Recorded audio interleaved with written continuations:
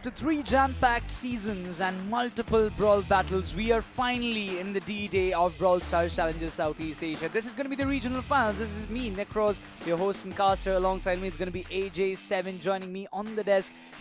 It's an incredible day of Brawl action that we will be witnessing throughout, because firstly we have the Southeast Asia regional finals, then we will have the South Asia regional finals back-to-back, two beautiful best of 5 matches. But we'll quickly jump into the entire overview of how it is going to be, because so far we have seen 3 different seasons, but right away this is 18th of July. There's a small change in that, but yes, 18th of July, one day 2 matches are going to be played. And so far this has been the format of like 8 teams where they're in the single elimination bracket format, and now best of 5 that happened from quarters to the grand finals, and from there we have seen the best of the best teams come up to this position, and I'm really looking forward to see how things will unfold in today's day.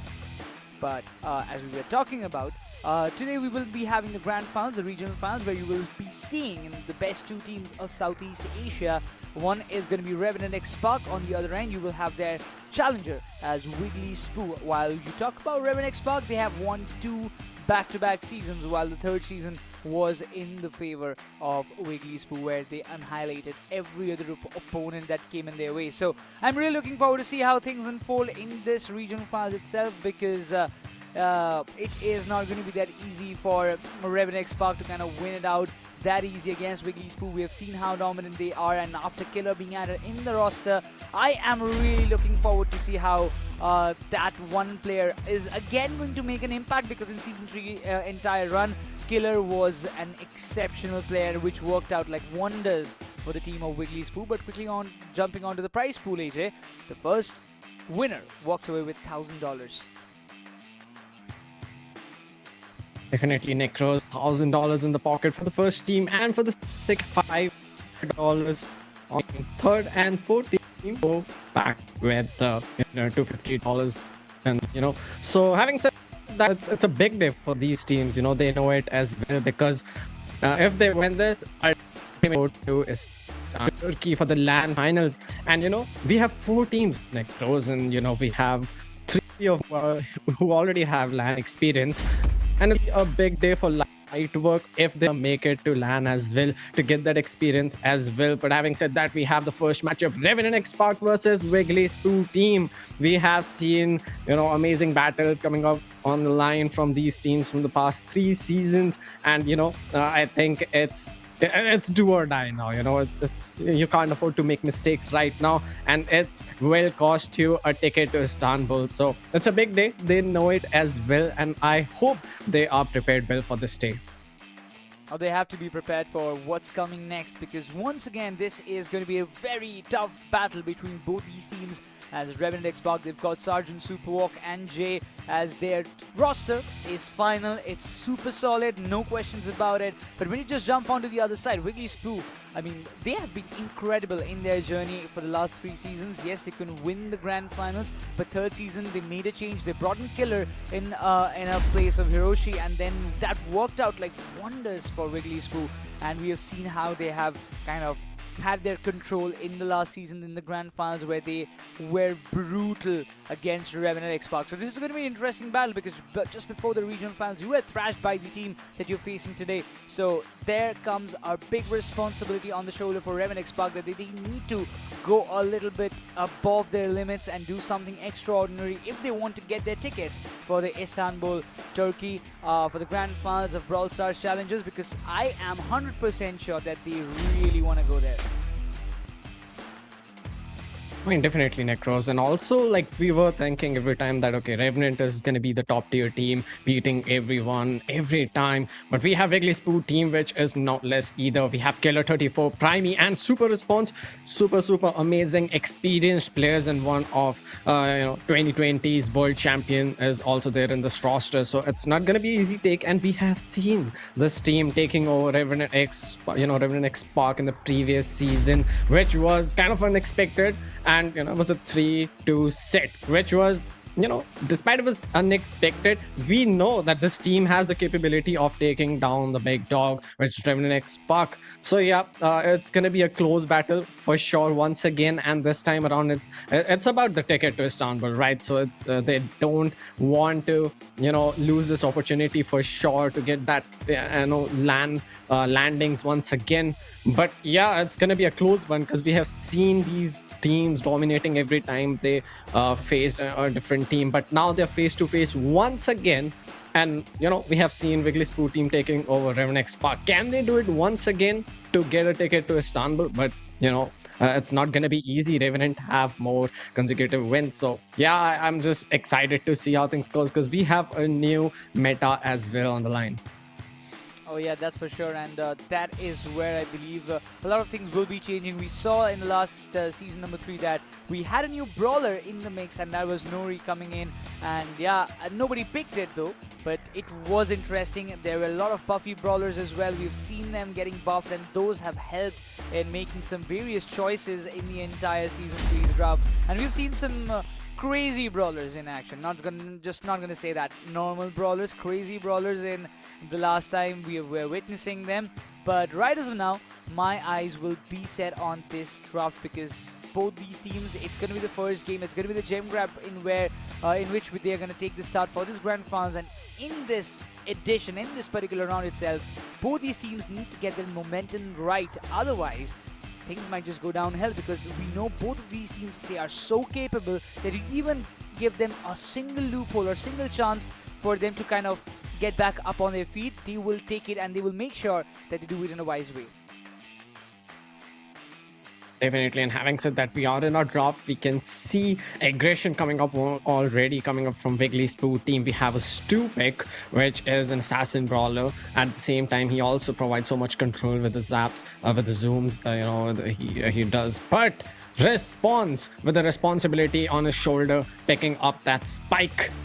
Again, I mean, I think this brawler is coming in the meta once again. He was not really that good in the previous one, but now I think as a damage dealer, as a control-based brawler, he's really providing that value to the teams. But now we have Sergeant picking up Kenji, another assassin, but tankier. And I think the mobility from him is also going to help him a lot. And let's keep that in mind that the first game mode this time around is going to be Brawl Ball, not Gem Grab, as we started every time with Gem Grab traditionally. But now it's going to be Brawl Ball. And yes, mobility and support is a must. And having said that, we have a support brawler, which is going to be Jay picking up Chloe. I think I like that brawler because you can deal constant damage to the enemy, denying the healing, as well as you can heal one.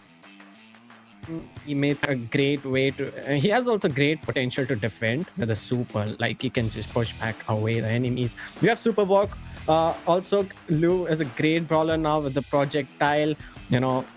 The width of the projectile has increased drastically, and I think it's more easier to hit shots. And I think Primey will have to make his way carefully against Super Walk. But yes, Ash is going to be the last pick in the mix. And let's not forget, Bolt is not an overall banned brawler in this, throughout the series. So we can see Bolt ban coming up from both sides already. So yeah, that shows us how scary that brawler is. But we are going to jump to the first game of the regional finals. Revenant Xspark versus WigglySpoo team Brawl Ball, and seems like the control is not in favor of any specific team, but a super already from Sergeant gives space to Superwalk. Is it going to be a first goal? And it's early goal for Revenant Xspark. They do it once again, showing pure dominance in the beginning itself. Chloe's constant healing beam is working super well for Superwalk. The damage is inflicting on Killer is insane. And you can see Response barely surviving there, and he will be taken down by Superwalk. That's a really good strike out there. Instantly, those heals from Jay working out for wonders. Sergeant being prepared. Jay goes in and gets the score dunked in, and that's going to be the first round underway for Revenant Xspark, and that is a really beautiful start in my opinion. There is nothing taken away from there. Jay has been phenomenal when it came down to Glowy throughout the 3 seasons, but that's what we have seen so far. I mean, you just see him picking that support Chloe, and the healing that he does helps Superwalk eases up his way through all these commotion, and right away Response. The damage on him is insane. Sergeant once again will be getting the healing. Jay from the backlines giving proper support as much as you can imagine from one support player, and Jay, he is the ideal one. Sergeant and Superwalk has got a free hand. Superwalk will be going up close and personal, will be trying to get at least 2 kills there. Superwalk having a super well. He connect. No, he doesn't. But he has the slice and dice, and he gets a goal in. X9J with the walk in. Nice and easy. And the team support is magnificent. They're doing a great job. And Sergeant already having his hypercharge to make things work. He pops it in. He uses it on Super Respawn. He goes back. And is it going to be another chance for them? Because Super is available for Superwalks. He gets to slice and another goal. And the first set for Revenant Xspark in the regional finals. Oh, that was really super quick. I mean, this was way too quick for the entire Grand Finals first set. But you can just imagine the kind of excitement, the kind of composure this team is having right now in the Grand Finals. And this is the kind of play I really want to see. And probably this is how Revenant Xspark will be kind of folding up their gears, maybe the trump cards that they were hiding so far up their sleeves. And yeah, this is the best opportunity for you to kind of thrash your opponents and take a revenge what they did to you in season number 3. And this is a good style for Revenant Xspark, I must say that. Yeah, there was a bit of confusion in my head because the first game was Brawl Ball, then the second one was Gem Grab, and I was wondering that, you know, this draft doesn't look really Gem Grab friendly, but then I realized, oh, it's Brawl Ball. But nevertheless, it is a 1-0 scoreline so far, AJ, in the best of 5 finals. Revenant Xspark, they're leading the series, and they're just two steps away for getting their ticket to Istanbul, Turkey. So close, yet so far.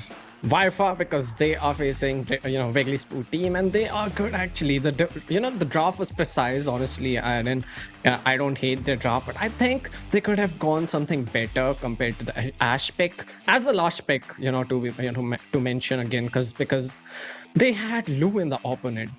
He can just stun and he can just farm a super so easily, especially after the buff he got in his projectile. It's wider now, so it's easier to hit shots on the tank. You can farm supers, you can create the pressure with the super with the Lu. And having said that, we also have Chloe. He can constantly deal damage, deny the healing. So despite Ash has the gadget, he can heal. But I don't think so.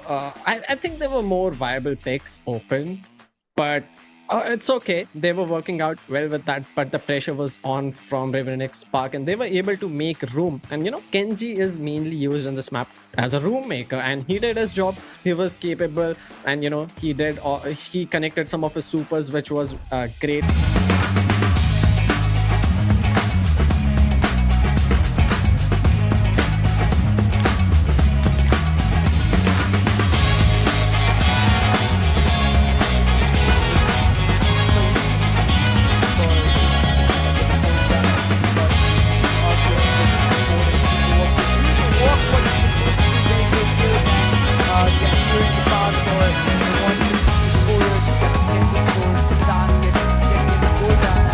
Seize the round for themselves, and this is the kind of play that we look forward to. And most importantly, when we just talk about it was Brawl Ball, and Brawl Ball has been a good game, a good set for Revenant Xspark so far in all these 3 seasons that we witnessed them throughout this entire Brawl Stars challenge. And coming down to the regional finals, there is no such changes that we can even mention about. Definitely. And now we are coming to Gem Grab, probably one of the most chaotic game. It's super controlled in the beginning, to be very honest, but once the gem countdown starts, one team has to get aggressive, right, to reset it. And then that's the point when the game gets chaotic. All the mess, all the hypercharges are being thrown in that moment. And from a control based game to a very chaotic game, I like that, because we get to see all kind of mix in the equation. And we have good brawlers in the meta right now, which are really good in Gem Grab. Like we have some of the brawlers who have been in the meta for so long, even without buffs or nerfs specifically. They are just too good, just like Hottest, or you can even say Corner Ruffs. They are so good to provide team support, to control, to be the gem carrier, right? So also now we have Bolt open. Not a viable pick every time. It totally depends on the draft, or I think it's a good last pick you can see the draft from enemy side, and but Bolt is really good. I have personally played Bolt in higher ranks, and he's good. You can just steal all the gems. You can just roam around, charge your super. He charges the super and hypercharge automatically. And when you feel like it's time for the countdown for enemy team, you can just rush in with the hypercharger, just super. It's a free team wipe from that brawler, and I think there's a very capable brawler. But having said that, we're gonna head into Hard Rock Mine, which is a gem grab map. Oh yeah, indeed. It's going to be fun to watch how the gem grab unfolds, because as far as I remember, WigglySpoo, they did have tough time in the gem grab section. And once again, when you just look on the other perspective, I feel like that it should be a good one for Revenant Xspark to kind of get a good lead. It can be another map in which they can just win out and make the score 2-0 and make the equation a little bit stronger for them to kind of be on the winning ways. But we have seen WigglySpoo doing some incredible reverse sweeps, and I'm really looking forward to some of that kind of play, because the first game was literally one-sided. There was no way we can even say that WigglySpoo even tried to come across the half line, the mid line. They were not even able to kind of come out in the open and maybe just face their opponents. It was all about super walk and Jay doing the wonders, and Sergeant providing the support as well from the other end, and Jay constant healings and everything working out pretty fine. I just really wish that we can kind of anticipate something similar in this game, but yeah, let's see what happens in the gem grab. Indeed, Necros. And when we see two great teams, two great roster facing each other, we expect some close games. We expect some close clashes, some close brawls in the arena. But this first set felt like it was just one-sided, as you mentioned before, and it was just a cakewalk for Revenant Xspark. They just smoothly scored. They were able to create the pressure. It didn't even feel like they were facing a former world champion and some great players in the opposing team. It didn't even feel like that. And WigglySpoo team will have to do something about that. They have to show the perseverance. They have to show dominance as well. They have to show what they're capable of, because it's the regional finals, and definitely you don't want to lose this opportunity to fly to Istanbul on that land finals. But having said that, we are going to go into Hard Rock Mine, which is a gem grab map. We have so many possibilities. The question is, will we get to see a Meg, a great brawler again in the meta, because she is just outstanding in pretty much every map and more right now. But I'm expecting, if you don't have the first pick, she will be banned for sure. We have Damien, that might be banned as well. In the general bans, we don't see any of them. Meg is open. We can see half of the draft, and Bolt is finally here, and for the first time in Brawl Star Challenger Series, Bolt has been picked. Wow. Okay, so we're gonna get to see some steal games this time around. We have Lola, which is not a popular pick, to be honest, especially among the general players, but now we're getting to see these brawlers a lot in the competitive side. We have Super Walk with Pearl, quite unusual. We don't see Pearl much in meta, but is a great brawler, and I think it's a very underrated brawler as well. We have X9J for the tankiness, and she has the mobility as well with the star power. She has so much damage, and I think it's a really great response end to responses pick, which is Bolt. You can just knock back the brawler out again and again, slowing him down. But Sergeant also with a stunning brawler, which is going to be Buzz. For a gem grab game, I think this is probably the most unusual draft I have seen so far throughout the series, I would say. Like a Pearl pick, Sergeant on the Buzz. We have a Shelly. Shelly is actually a good answer to both of these, I guess, because she counters tanks. She's meant to be an anti-tank brawler, and I think it's a great matchup for Shelly. But we have a Bolt, we have a Pearl, we have a... Oh my god, I mean, that's an unusual draft. We don't get to see this much, Necros. Exactly. I'm trying to just figure out that what is exactly happening. It's probably the first time I'm gonna cast a game where we are seeing Lola and Bolt as well. As we mentioned, Bolt, we are seeing him for the first time being picked in the entire season probably. And on the other end, Shelly pick is something that is like, okay, I was figuring out you might have got some good other options as well that could have fit in this comp, right? But also when it comes down to the players, they will also figure out something different. As we are seeing Revenant Xspark taking a good, decent lead for themselves. Jay, Sargent in some good positions. Primy's HP was too much low, and Jay takes care of him just like what he was supposed to do. But eventually Sargent will fall down, and Jay still trying to withstand his position while Response HP is really very, very vulnerable. Sergeant having his hypercharge, stuns the bolt, gets a kill, nice and easy coming up from him. He uses his hypercharge, he gets a kill on Super Respawn, and it's gonna be a good lead once again for them. They just need one gem to start things off with the countdown. A Pearl Super coming in to stop Killer. He was successful, but Killer had a super which has so much damage. He might get a kill, and yes, he does, but the countdown will reset. But Superwalk was there just on time. After respawning, he picks up the gems. Once again, he has the hypercharge. He can stop Killer once again. Killer with the tube there. He is trying to get his hypercharge, and he tried to get the reset down again, but no, it was not enough. And the first game for gem grab once again, and Revenant Xspark side. This is exactly the kind of start that they were expecting. Yeah, this is going to be a 1-0 lead in this gem grab itself, but they need to win another one. But you got to admit, with me, AJ, some or the other way, this draft or the kind of play that WigglySpoo is coming up with is not fitting exactly their character of what they showed in the past 3 seasons, and specifically when you talk about the 3rd season as well. I feel like there are some changes or something different which is going on in their head, which they need to kind of remove and come back in the game, because the way Revenant Xspark they are playing is just too much dominating. And if you want to win this competition, you better start off right now, otherwise it's going to be too late for you to even think that, you know, I had my chances but I messed it up. Indeed, and it's the moment that you can't you can't afford to make mistakes. It's about a ticket to Istanbul after all. And Killer with the hypercharge, he tries to get a connection, but Superwalk with the super, but still he survives. Killer is alone, standing alone, and is just roaming around, getting his supers and hypercharges for free just for roaming. And a super coming in from Primy, hypercharged, super available for Sergeant as well. Will he get a connection? Yes, he gets a stun and he gets a kill on Primy, and the gems once again for Revenant Xspark. Killer is just roaming around.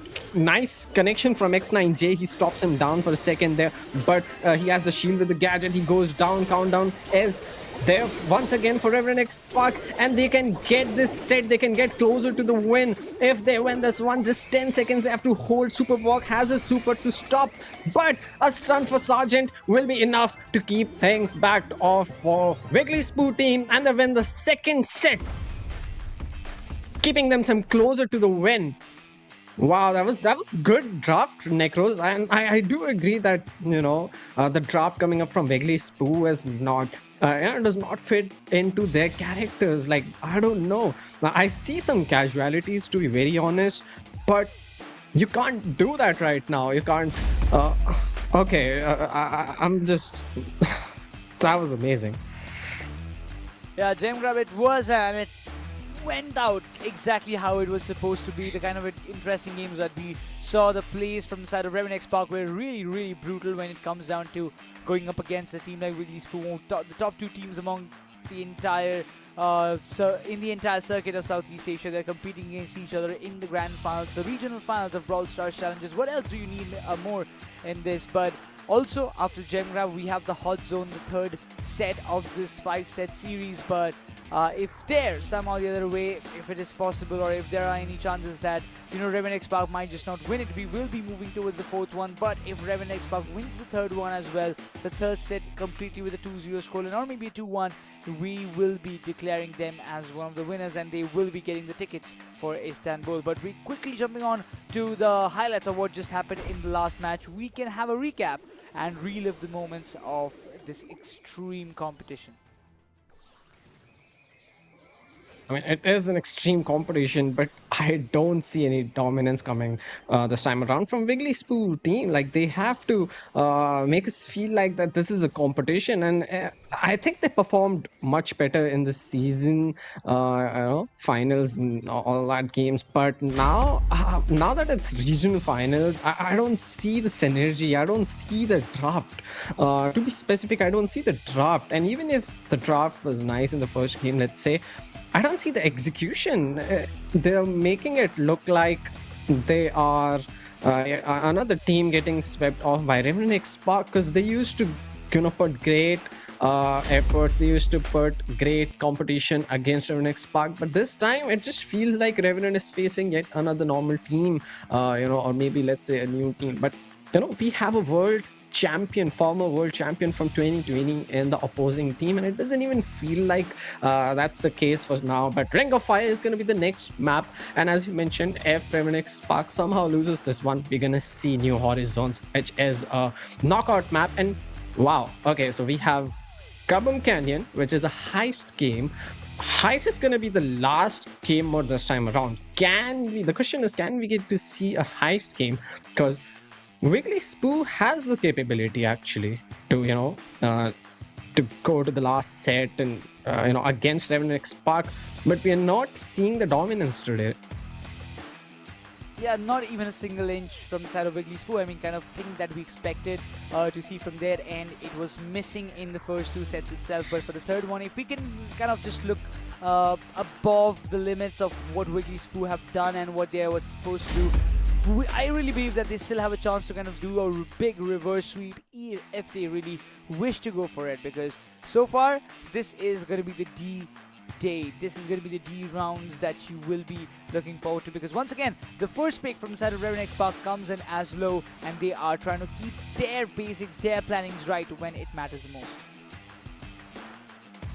Indeed, and once again, first pick Lu is going to be the pick coming up from Revenant Xspark. We have Poco banned out, which is a great brawler for area control, especially in a game mode like this. You need that area control. You need the zone time, and if you get the healings constantly, the zone times will be there as well. But response with a great brawler, you need to hit shots, and he is just amazing on pairs. We have seen him playing this brawler before, but we still have 4 picks to be there in the draft. We can have a look on the other bands in the meantime. We have 8-bit band, we have Crow band, which really makes sense. Star Nova, I'm quite surprised she's not in global band this time around. But I was not expecting Ems to be in the global ban. It's kind of surprising. I was actually expecting Ems to be replaced with that global ban, right? But nevertheless, we have Lumi and Finks banned out as well, because I think Finks is one of the best brawlers as well here, but he's kind of out of meta, but he still works in the specific game mode. Like, you can slow things down, you can create the area pressure, you have the hypercharge, you have the TP, you got everything, right? You even get damage from up close. Kenji is open, but I think it's Ring of Fire, so I don't find him a viable option. We have Amber open, that I've seen WigglySpoo team play a lot. Like, I've seen Response playing Amber a lot, in the previous games as well. But Primey, on the other hand, is gonna be the one picking up the traditional hot zone pick, which is Chloe, and I think they just wanted to remove that brawler for Revenant Xspark's equation. They don't want them to pick that brawler, because we have seen Sergeant playing that brawler amazingly. X9J with another great tank and damage dealer on the side. We have a Draco pick from Jay.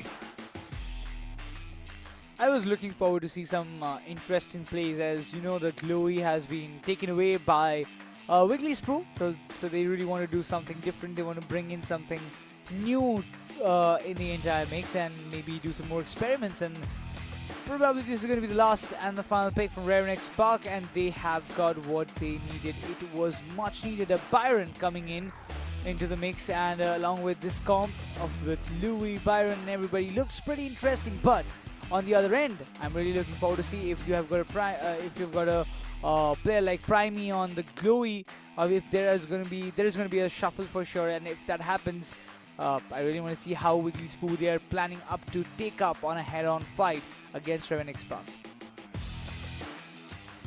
Indeed, and WigglySpoo team, the pressure is on. They know this can be the last set if they don't win this one. But if they want to keep their dreams alive, and even if they do, if they win somehow, it's going to be the first ever LAN experience for Killer. Actually, rest all the team has, rest all the players in both roster have LAN experience. But I think it's going to be the first experience for Killer. He definitely don't want to miss this opportunity, and for that, he is relying on a bow. He is relying on a bow. I think it is a good brawler. You have that area control. You can just put your mines in. The hypercharge mines are annoying as well. And he charges us super quick with the gadget as well.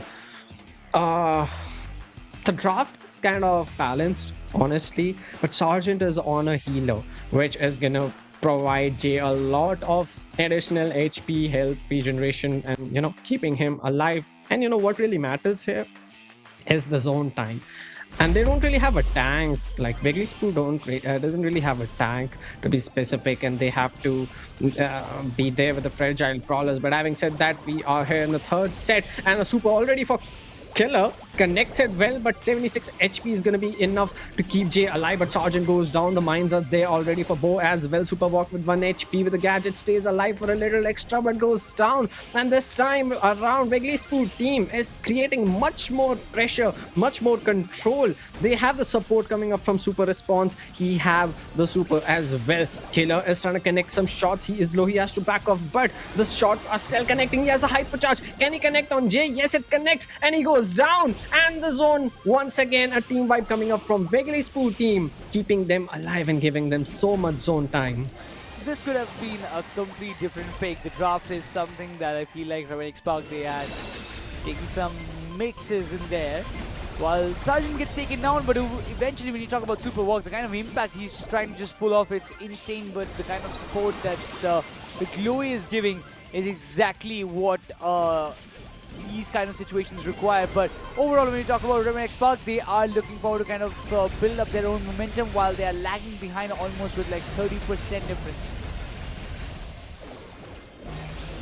Indeed, and the super coming in from Sergeant. He misses completely, but X9J doesn't. He puts it in, and yes, the area control is gonna be here. This is their movement if they wanna capitalize and if they wanna get that zone time once again with Sergeant. The mines are there. Everything is in the middle of the map, and it's gonna be so hard for this team to keep things up with that. Healing's coming up from his teammate, but Chloe goes down. He was just overextending. Super Walk is diffusing all the mines. He has the super, creating some pressure. Sergeant giving him all the healings he requires before dying, but now he goes down. Hypercharge bow mines in the middle of the map once again, but Jay connects his hypercharge on 2 of them. Almost gets a kill, but a super coming up from Super Response, but he gets stunned as well, and he goes down 81 to 50%. Now this is a do or die situation. They have to do something. Like, I think Revenant Xspark has created good enough pressure that they can actually overextend, and they can actually get the zone time, get the lead once again. But another hypercharge from Sergeant. He goes down, but he gets a kill as well.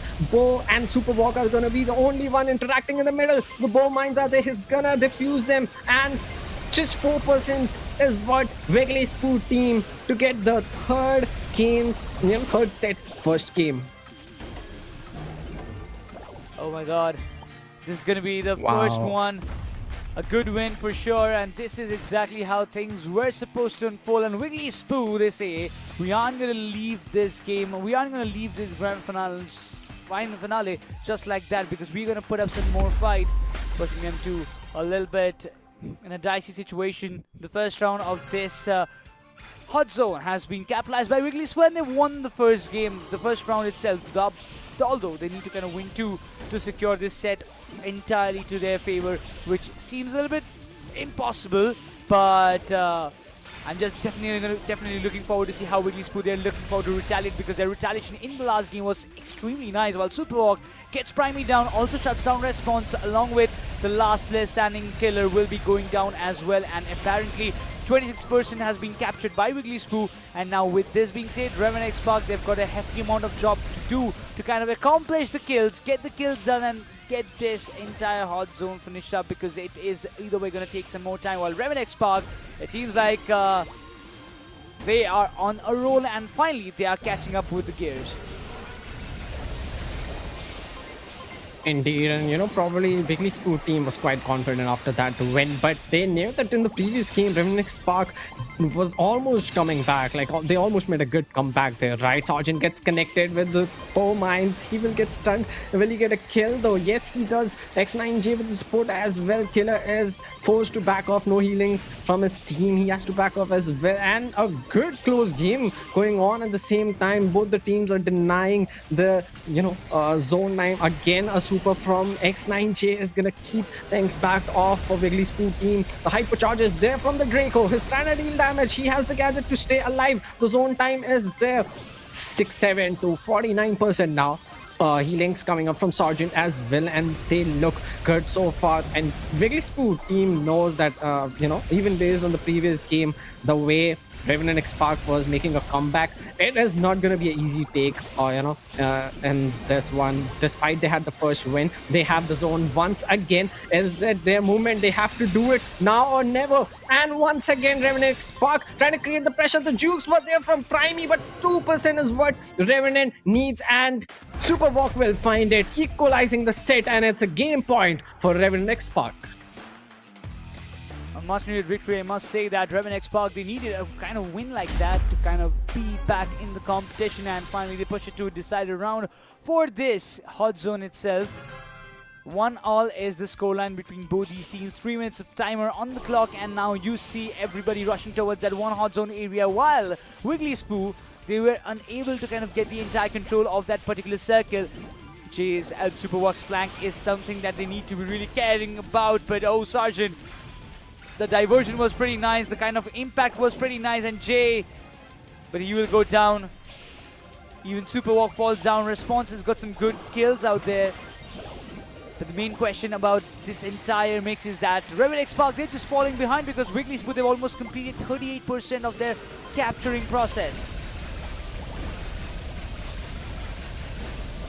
10% for Revenant. They're trying to make this room, but the bow mines are so annoying for them. The super coming up from Killer, actually the hypercharge one, keeping Sergeant low. He has to back off, and the wall is relying off. But it's a tough game. It's close, despite it's a huge lead for WigglySpoo team. But we have seen in the previous 2 games that how Revenant Xspark was making a comeback, creating the room. Just like now, they are making the room once again. All the bow mines has been diffused. The super is coming up from Super Walk. He's keeping himself alive with the gadget, keeping himself in 1 HP. Primey is low. He might go down to Sergeant shots, but no, he is denying his death, and he goes down to Jay. Another hypercharge set of another set of hypercharged bow mines out there, but only last one to be defused. And yes, that goes down as well. Super Walk with the hypercharge. He has the gadget as well. He has the range with the hyper. He is creating all the pressure, and look at that. 56 to 69%, they are making a comeback, and this is what I was talking about. This can be the moment. Can Revenant Xspark take a win and get their tickets? But if you want to keep your dream alive, WigglySpoo team, you have to pull off with something now. You have no choice, no chance. This is the final stretch. This can be the moment for Revenant. The super is there for X9J. He's juking all the shots, and it's just 9%, that's what they need. It's a huge lead for now, but they're creating much pressure once again, the red team, and 1% is gonna keep Revenant Xspark ahead of WigglySpoo team, and they win tickets to Istanbul, Turkey. Wow. This is a moment where Revenant Xspark, after 3 consecutive seasons, after immense brawl action, and after so many rounds of play, they have finally done what they were looking forward to do. Ladies and gentlemen, boys and girls, Brawl Stars Challenges Southeast Asia, the regional finals ends here now with the 3-0 scoreline, where Revenant Xspark, they were phenomenal in throughout the day. All these matches, what we witnessed, and now they have booked their tickets, booked their slots for the grand finals of Brawl Stars Challenges, which will be happening in Istanbul, Turkey. And yes, it is going to be their time to get their visas up and get their passports ready, because they will be flying down to play and represent their organization, also the entire Southeast Asia, upon their shoulders. But you know what, this has been such an incredible journey. While WigglySpoo, yes, they will be disheartened, yes, they will be a little bit down at this moment after seeing what just happened, but definitely we have to kind of go through and go through this entire process in every other tournaments that we see. But again, there is only going to be one winner, and the other one will have to struggle or face the loss. But throughout the entire game of this hot zone, at first, yes, it was Revenant Xspark doing something better. What they're looking, I mean, they tried something better, but it was WigglySpoo winning the first round. Then we saw the comeback from the side of Revenant Xspark in back-to-back 2 rounds. They finished things off, and in the final round itself, the difference was pretty huge. Indeed, and they had the chance to come back. Honestly, WigglySpoo team did great in the first game, but still we can see like how the pressure was on from Revenant Xspark. Jay with the constant supers in the middle of the map, keeping things packed off, and the super was really annoying from Killer 30 as well. Like he was just constantly getting his hypercharges. He was tapping all the shots, but super work was there to take care of those things. Like he had the immunity with the gadget. He was able to get more zone time with the healings as well from Sergeant, and he can just deal devastating damage from up far. You can just stay behind and you can just deal damage with the hypercharge as well, getting all the healings time to time. And even if you're like dying, you can just click that green button, get that extra immunity for a few seconds, and giving them more zone time. And zone time each and every second really matters there, and we saw how close the games were going. But having said that, it's gonna be a 3-0 set win for Revenant Xspark, and they will get the tickets to Istanbul, and we're gonna see them landing off in Turkey in September, representing the region, the Southeast Asia region. There's gonna be big responsibilities on the shoulder, but can they make things work there? We'll find out that soon. But having said that, WigglySpoo team, we have to say goodbye to your run. Yeah, it was indeed a much entertaining run for the likes of WigglySpoo. They have done some incredible job in 3 of the seasons that we witnessed. Always been the challenger to the likes of Revenant Xspark, who were definitely one of the favorites of this region. And WigglySpoo coming into the question, yes, they have raised the bar, they have raised the competition level of this entire Southeast Asia. But it was such an amazing journey we have witnessed in Brawl Stars Challenger Southeast Asia throughout all these 3 seasons. We have seen so many good teams out there who have given their heart and soul to this game, and they have done some incredible grind, but couldn't just make it to the top. Hopefully in the upcoming seasons of Southeast Asia, we can see some new names putting some challenges to the old OGs like Revenant Xspark and WigglySpoo, and putting up some good competition, which I really believe will happen very soon, when even before we jump into the next edition of any Brawl Stars. Even we might just anticipate that something might just happen. But yeah, finally it is going to be time, AJ. We will be announcing the winners, although we have already announced, but there's always a formal way of saying. But also after this, AJ, we have the South Asia regional finals as well. It was just about Southeast Asia. South Asia is still left.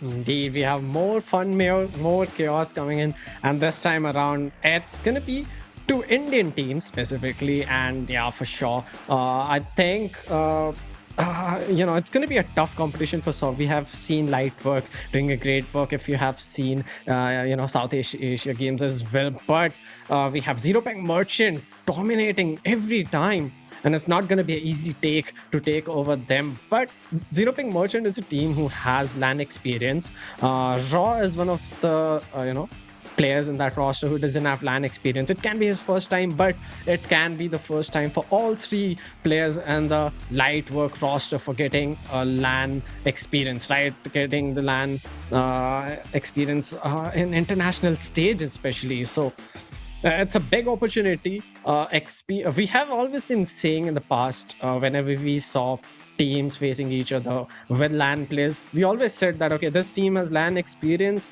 they have a little extra advantage with that. But this is their chance. If Lightwork wants to be in that category as well, they have to get their hands on the tickets, and for that they have to win, which is not gonna be an easy take over Zero Peng Merchant. Oh yeah, that's for sure. And One thing is for sure, AJ. I mean, after all of the matches we witnessed, the kind of battles we witnessed, coming down to this stage after so many experience in games for them, I believe they are really prepared. And the way Killer got added, as I mentioned earlier, you were also talking about it as well. Killer's addition was definitely the plus point, which helped WigglySpoo be on back up, to get back up on their winning ways. But indeed, one thing is for sure that Killer is still a new addition. Once he gels up very quickly with his team, I believe WigglySpoo might just turn the tables around in the upcoming tournaments that we will be seeing. Definitely, and with that kind of gameplay, we can say that he has a future in this, in Brawl competitive as well. He can carry out more games, he can get his tickets as well, sometimes the future as well, in other LAN events as well. He has the capabilities, and for sure, I think he has a bright future in this field. But this time it's going to be Revenant Xspark once again showcasing their dominance to the region, to the entire Southeast Asia region. And now they're going to be going to Istanbul, Turkey, and this September. Gonna represent this team, this region, this country, and their org, their specific country and their org, right? So Revenant Xspark, they have to pack up, and as you mentioned before, they have to get their visa done on time, because now it's gonna be a zero ping merchant, and now it's gonna be light work. Two Indian teams completely, and we have seen great efforts, but by light work as well. They were not considered as the best in the region. They were like underdogs, but now they were shining, and now that they're here in the regional finals shows how good they are. But we have Zero Ping Merchant as well, which is not going to be easy. We have Trashant, we have Raw, and we have Ash King. We have seen them playing in the Brawl Cup as well. Huge names, very, very experienced in LAN or just in competitive online in general. But Lightwork has to put their efforts. They have to do something with the draft. We have the new meta. It's not going to be easy, but this was it for Southeast Asia, which is going to be Revenant Xspark as the winners. Oh yeah, for all the people, those who are tuning in right now, once again, I'm just going to let you know that we just finished off with the regional finals of Southeast Asia, where Revenant Xspark, they had a 3-0 victory over WigglySpoo, and they have defeated them to get their tickets for Istanbul, Turkey. And yes, if you are guessing it, whether it's going to be the Worlds or not, it is going to be the international circuit.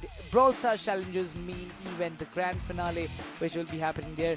All the winning teams from the regional finals will be advancing to that one particular place, and will gather, and they will play their games. And I'm really excited to see how things unfold in those days, because once again, when you've got best of the entire world in a single place, those games are just going to be more and more interesting. It will be more nail-biting for sure. There is no doubt about it.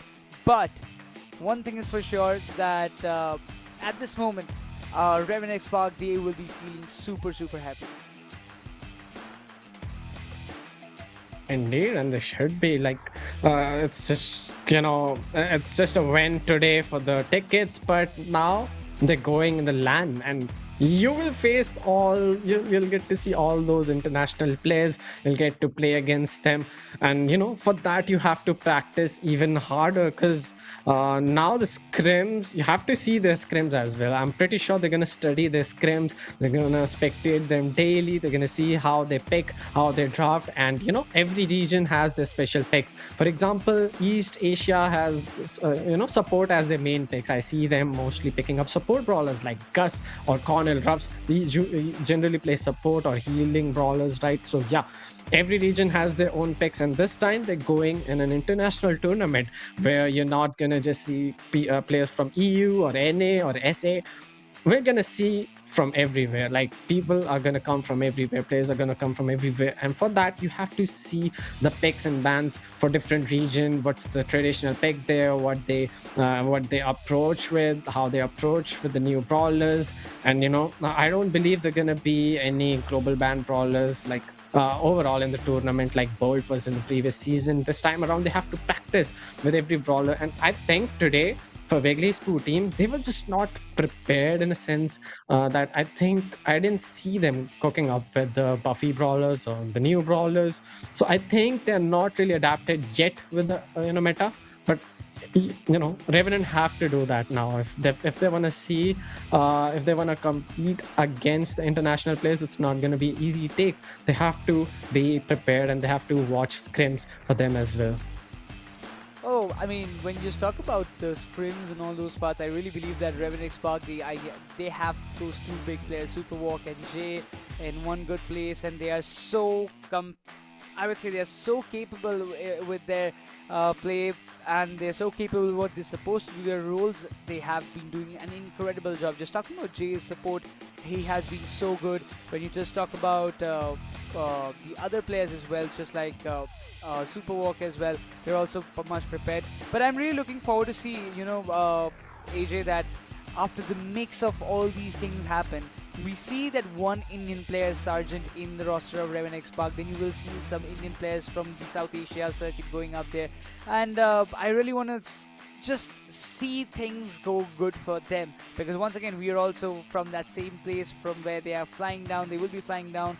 And I believe Sargent, with his experience of the world level competition, he will be able to kind of help the South Asia qualified team as well to kind of gel up, be prepared for the bigger picture. Indeed, and even the international players, they know how good Sargent is. They fear his trunk, they fear his Piper, they fear his Nani as well. Like, I've seen international players respecting him so much, because I've seen many international players very well name as well. They were saying that Sargent should come to EU. Like, they consider him so good. They know his potential. I mean, that's a big thing for him, and now is his chance to shine again, to show the world what this region is capable of, what he is capable of, and how he can carry his team with his picks and draft. And it's a big opportunity. LAN events and not a small thing. And he's flying in a different country now and representing his org in his specific country, along with his mates who are also from Singapore. So yeah, big thing for both of them. Superwalk was a new addition. We can kind of say that he's new because when it comes to overall months, but he has less LAN experience. But hey, he has LAN experience. He have played in Brawl Cup as well. So yeah, it's gonna be a big thing for both these teams, whoever will go, and then South Asia region. And for Revenant Xspark, despite they have shown up in international stage a lot of times, it's still not gonna be easy because the other teams are just dominating as well every time in the international stage. But they have to be well prepared. They have to, they can do all their experiments now. They got time until September. You have the meta, and maybe the meta might change by that time as well. With the new brawlers come in, with the new addition comes in the game, the new balance changes. They have to adapt with that. But for now, they can do all the experiments now. They have won this. They can be free for some time, but not totally, because preparation should be there every day. Perseverance should be a one-word story. Oh yeah, that's for sure. And we are waiting for an interview session with the winning team's players. That is going to be one of the players of Revenant Xspark, and he will be joining us very shortly.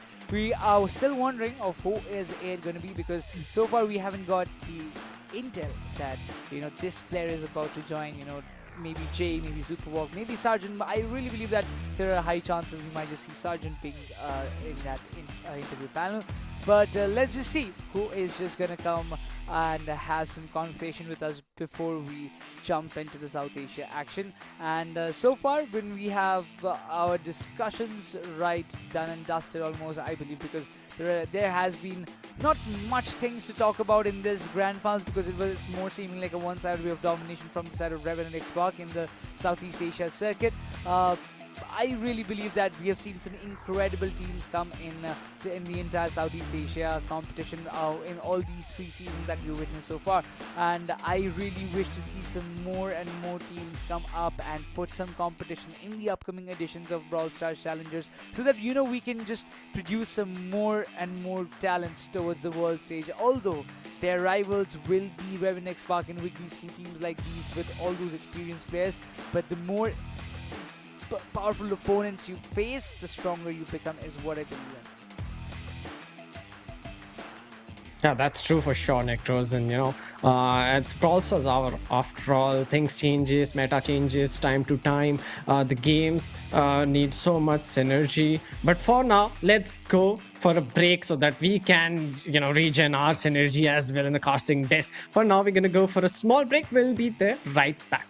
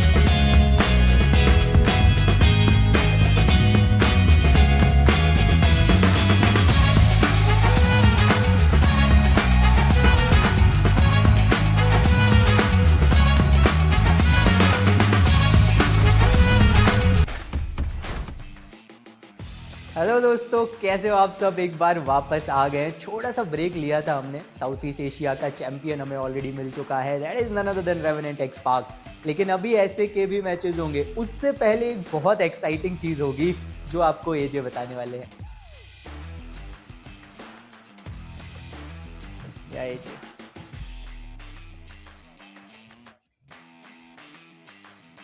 Well AJ Hello everyone and welcome back to the stream। और अब हम अभी हम आ चुके हैं वापस break से and this time around हमारे साथ जुड़ने वाले हैं सार्जेंट क्लैश रेवेनेंट एक्सपार्क से, जिन्होंने अभी अभी जीत हासिल की है WigglySpoo टीम के अगेंस्ट एंड उनको अभी टिकट्स मिलेगा इस्तांबुल तुर्की के लिए, जो कि सितंबर में वो खेलने जाएंगे।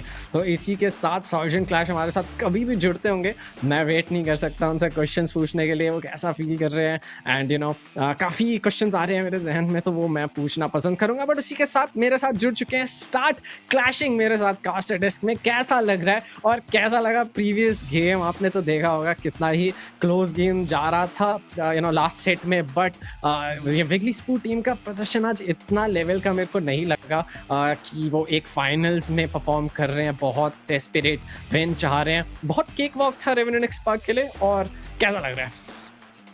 देखिए, WigglySpoo टीम काफ़ी एक्सपीरियंस्ड है और मैं सुन रहा था आप और नेक्रोज भी इस बारे में बात कर रहे थे जे कि एक्सपीरियंस टीम है, लेकिन जिस लेवल के गेम की उम्मीद करते हैं थोड़ा सा शॉर्ट रह गया। Again it was Revenant XSpark right, and sergeant इतने बढ़िया, इतने बेहतरीन प्लेयर हैं और कहीं ना कहीं उनका जो परफॉर्मेंस है उसने एक बहुत बड़ा रोल प्ले किया टू कैप्टन।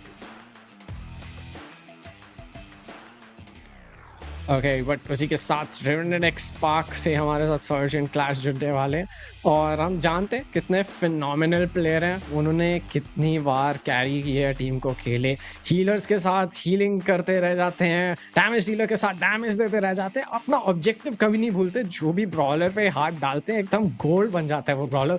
ऐसा लगता है कि एक ऐसा नॉन मेटा ब्रॉलर को भी अगर वो पिक कर ले तो उससे बखूबी खेलेंगे और उसके साथ कैरी करके दिखा सकते हैं, जीत हासिल करवा सकते हैं अपने टीम के लिए। बट अभी मेन मुद्दा ये है कि ये फाइनल्स जीत चुके हैं, रीजनल फाइनल्स जीत चुके हैं, जो कि एक बहुत बड़ी उपलब्धि है। अभी इनको लैन इवेंट का इतना एक्सपीरियंस है और अभी फिर मिलेगा, क्योंकि इस्तांबुल तुर्की की टिकट्स हैं इस बार।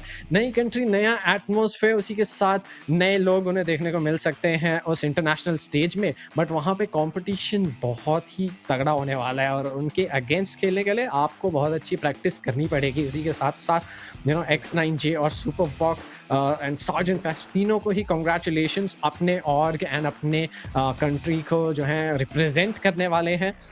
इसी के साथ सिंगापुर से हैं यहाँ हमारे साथ X9J and super walk, where as sergeant clash हमारे अपने भारत से।